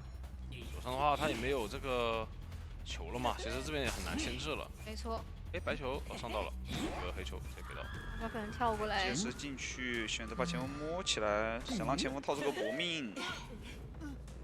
但这一波救援其实压力也是大的。其实前锋不太好套啊。但果冻是往外面多走了一些距离。双手经理交了。是。那这样子的话就把人救下来了。如果这个化选围交不出来的话，那这把就真的是要多抓了。没错，下一是红圈往外面赶。现在再去看前锋一波双倒。前锋的话球量不多了。这边进白空中飞人。空中飞人还在冷却。是的。哎呀，再给一刀，这边把机械师一挂，然后再回去管杂技。幸运儿是2瓶香水啊。应该是歪了。都歪了吗？那很糟糕了。已经来了。是。那这样，如果幸运儿现在过来的话，其实外面电机是没有人在动。对，没人动了，但是他必须过来了。对。他不过来的话，外面再把杂技找到了，可能就没得打了。对，现在想再拖一点时间，我感觉差不多可以救了。他得去拖。差不多得去了。这边杂技但杂技员交了自己。是的。首先得拖前锋的一个治愈进度。是的。然后这边前锋拖起来了之后，就直接去救援，但这边也刚好过半。没错。被人躲，但是前面其实不好牵制啊。一个很羡慕还是击倒了，这边救人下来，但是没有化险为夷，所以说回头再管机械师还是没办法牵制。其实这波前锋倒地，监管者选择补一个窥视者会好一点。对。因为他是有张皇的嘛，然后要摸的时间很多。就想飞轮预判，但是没有太多牵制空间了。监管者已经防到了。对的。然后这边给前锋摸起来，因为没补窥视者的原因，所以导致这波被摸得特别快。是。对，然后你位置也不好判断。但好在刚才487他是选择过半来救的，他自己也没有掉状态。他这一波指路是指到了场上唯一的一个满状态，到了487，另外2个人需要去补状态，这边发信号已经在沟通了。没错，那手上2瓶香水的话，还是比较好去牵制喧嚣的。对的，但他其实牵制喧嚣的话，我觉得双重惊喜放香水就不一定要吃球。你看这样子双重惊喜我就交香水，没错。然后我再可以再回香去回这个球。这边的话想给隔墙的一个球体没给到，对自己往外拉开。你现在的话手上也没有空中飞人，感觉还是只能硬过去。是的。跳烧过来给刀，可以都在博弈。其实也可以不回，是，对吧？因为我身份已经拉开了。但现在外面的密码机进度会比较慢一些。对，但好在说状态是补上来了一个。没错，487还得再牵制一会儿。但手上有个底牌啊。对，哎，果冻还摸到一根针。看一下，拿回来预判飞轮交掉。哇，487这2节奏拖了好长的时间。对的，现在砸剑人的机子是来到了40多。2场先不用了，传送落地。一个满状态的挂飞的大剑员，这就取决于说这一波小明能不能牵得起来，但他没有球了。对，我觉得这局还是球员方要想着尽办法去跑一个比较好。我觉得捏捏这把打得很聪明的就是他已经把杂技的天赋给排出来了。是。哎，这里有机会吗？哦，他卡住了，只能摁踩。对，但是密码机还是不够。对，它是一个新起的。哇，这是一个盲视野的。双重惊喜。对。刚刚空中飞人虽然失误了，但是这个双重惊喜。喧嚣熟练度很好很高，把这一点给补足了。弥补了这一点。对的。那现在外面2个人一起合修。前锋压的一波状态，想打一个跑一个的局，但是。但其实这台机子光靠487一个人主要是487这边状态太差了，对，没道具，所以说还是比较难去运营跑一个的。现在看一下怎么样去拉扯。现在的话反而是脸上这台机子是进度比较多的。哦，一个砸板。其实我发现这2个队伍，一个是不能守对套湾，一个是不能守对487。我看明白了。来看一下这边翻过来能给到吗？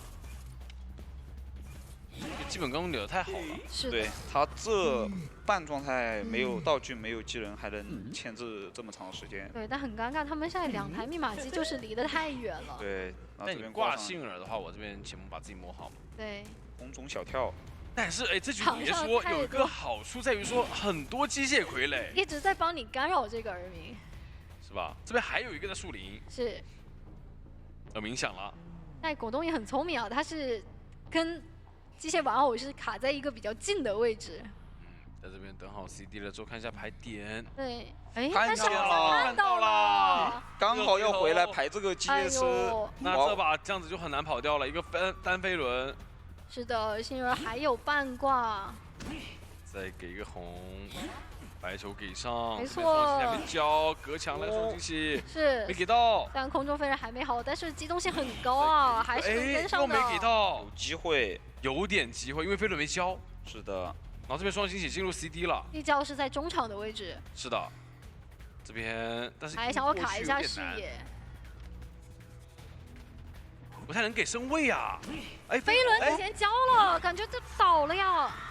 他是不是以为自己上到分身了？但其实你这个位置不交的话，也差不多过不去，因为还是距离有点远。因为状态提前被打下来了。这样子的话，也是捏捏在 BO4 的时候拿下一个第4把的下半局，好吧。但是我还是那句话嘛，就是像捏捏的话，自己相信自己的熟练度就行。来看一下他们的一个天赋携带跟区域选择。富贵先中球了这把，那直接离这个昆虫还是比较近的，那感觉他应该就是转一圈再回大房了，然后过中场的时候让弓箭手看能不能给一个上点撕裂度。我要是邦邦，我就去追幸儿，幸儿道具少，我好追。对，把幸儿来吧。但刷点是刷在了楼上，这样给到幸儿比较多的一个拉点空间。对的。小天赋点的是愤怒和通缉。对，这边是防一手 OB。487这边的话也是围绕这个大建筑物嘛。先绕一下点。是的。手上这边直接换追。小蝶的弓箭手。来卡一下狩猎本能。是大副。大副是的，哇，这个表没办法，只能咬了。这边还是去追弓箭手。但我觉得手上有移形，但弓箭手起追的话，应该就不会摇摆了。对他们这个阵容有一个特别有意思的点，就是3个都是上线角色，就只有一个大副是保下线的。是直接这个竟然是非常准的。没错。他的后撤全部要用来防移形。对，然后这边的话有个眩晕，5秒雷，但是有机会把它架在这里。2连雷是连到了一下。没错。但手上飞轮是好了的，规避掉了。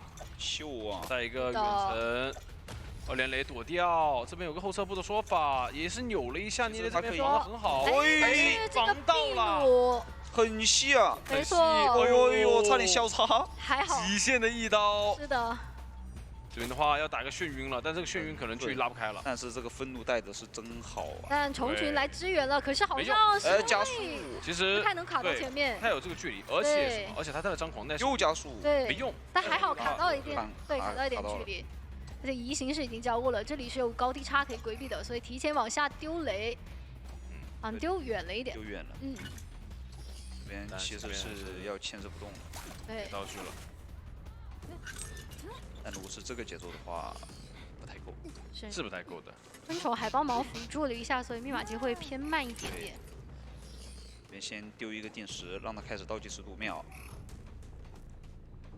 来接一手大副，哎呦，摇到了一个远程遥控，是的，双趴。因为毕竟通缉到了嘛。对。通缉还是非常很难去防的。对的。现在的话也是先提前过来脸上，也同样是留着5秒是强行救下来，但下一周又吃了一个单雷。对的，那小蝶手上还有一个壁弩，看一下能不能给他创造奇迹了。但这个位置壁弩是，哎呀，但是连到了。对，没办法，没办法，我觉得求生方得想着去保平啊，这个时候得想着保平了。但是他们如果这一把还被突破的话，那就基本上没办法了，就是遥远赛的，对的。得看监管还有没有机会吧。对，我们看这把先保平来运营一下。学生方要想着保平，是队的运营还是很强的。的，他们的韧性很足。小果冻的位置吗？这边一起来就触发通缉。是的，幸运给通缉到。是。还好这边是个接傀儡嘛，可以补好状态。没错。在的话，捏捏的移形又好了。他又稳定的把这个人手飞。对。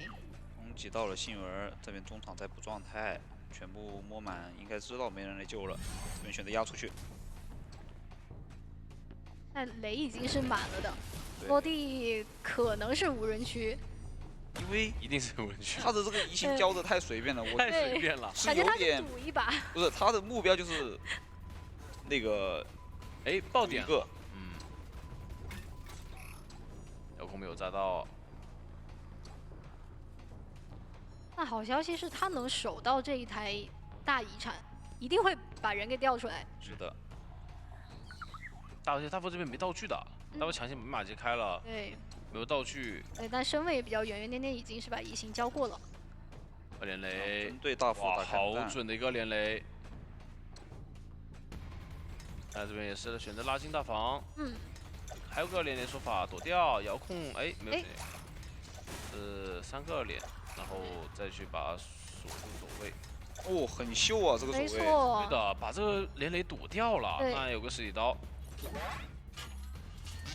现在密码计划来到最后的40多。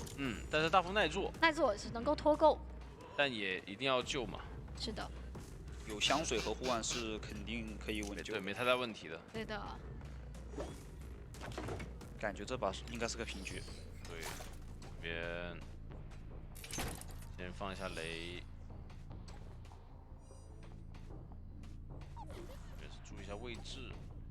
密码机是压好了。要给一刀，但这边跟还能回上，还能好，在楼梯上准备给10刀。对的，这边雷是不好护的。对。这板子是用过了的。要开了，这定时交了。但前面还有板子可以再继续玩，这个雷是也不吃。对，应该是个平局。移形留过来就留你嘛。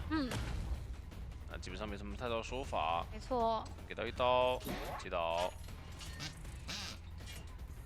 挽留的邦邦这个人应该没有什么太大想法了。对的，应该也是个平局了。对。因为幸运已经没道具了嘛，然后加上没搏命。那现在这个平局，他们不能过来给山抓队友的机会都没有。对的，一定要保这个平。那现在就看在监管者了，能不能4抓加赛？对的，能不能去？不能，他唯一怕的就是怕无伤啊。对。刷你2波，我电击也能够。是的。但他的一个破轮胜率还是非常高的，有75%。对，宠爱对于这种追击型的角色。他很有自己的理解，而且该说优先把那个大房的密码机先锁一下。觉得还是要找囚徒。对。但是昆虫如果在2号机的话也不好追啊，因为你追昆虫电击是肯定够的，对，在外面。我囚徒可以帮佣兵开机子，然后佣兵来了，直接看一下第一个追击的方向，想试一试过客。但这个第1波被扭掉了，其实后面的刺就不好上了，应该是收回选择。哦，不是我有点东西。看一下小天赋是点到了通缉，对的。愤怒，哎，怎么？其实我感觉过窗应该是能够看到宠爱的位置吧。这么有手法，还行，围到了。对。哎，好，给到2个，互相尊重，是的。啊，这边是直接走位扭掉了第1波加速，然后还一波加速，看怎么说。看一下怎么说，都通过走位给扭掉了。贴得很紧，但现在这个时间被拉扯出来了。对，拉扯出来，虽然有飞轮，哎呦，哇，还是贴边过去了。应该太大声了。来吧，这就是一个加速又没撵到。没错。这样打的话，哎呀，哇，撵上了。那我刚想说监管已经进入劣势了，然后又上了1根刺。来这里，哎呦！哇！天哪！过客今天就已经是天神对决了这一步。是的，而且加时还没给到。那这样说实话不对劲，已经够了。主要是这个密码机够了。有囚徒，佣兵已经可以提前贴过来了。现在只需要无伤就行了，佣兵什么都不用管了。只要无伤。对。还想卡血，还想扩大优势。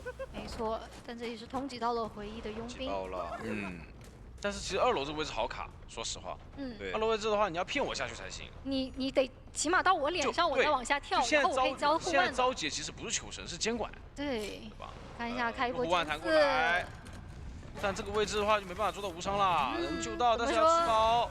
对的，但救到伤能去前面那个窗户开了出来。现在过客就是原地跟你在这里博弈，反正你先不要去管我队友，不要去管外面的密码机。而且爆空嘛，有爆到，没想到古董带着双飞。对的。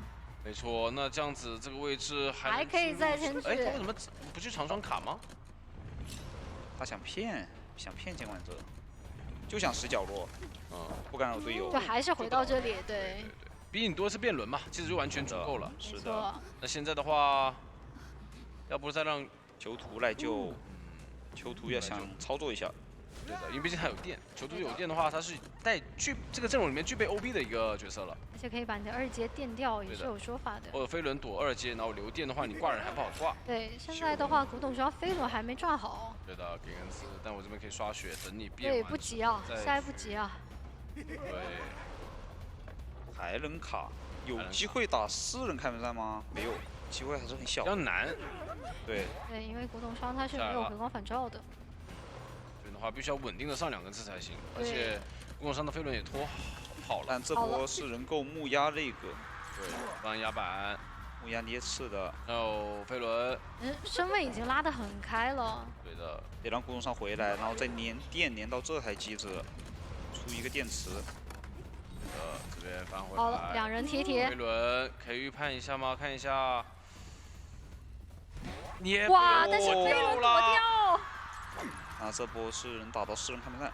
对。前方密码机肯定是控不住了。这边预判一个丢夹。对，下一2个人就贴。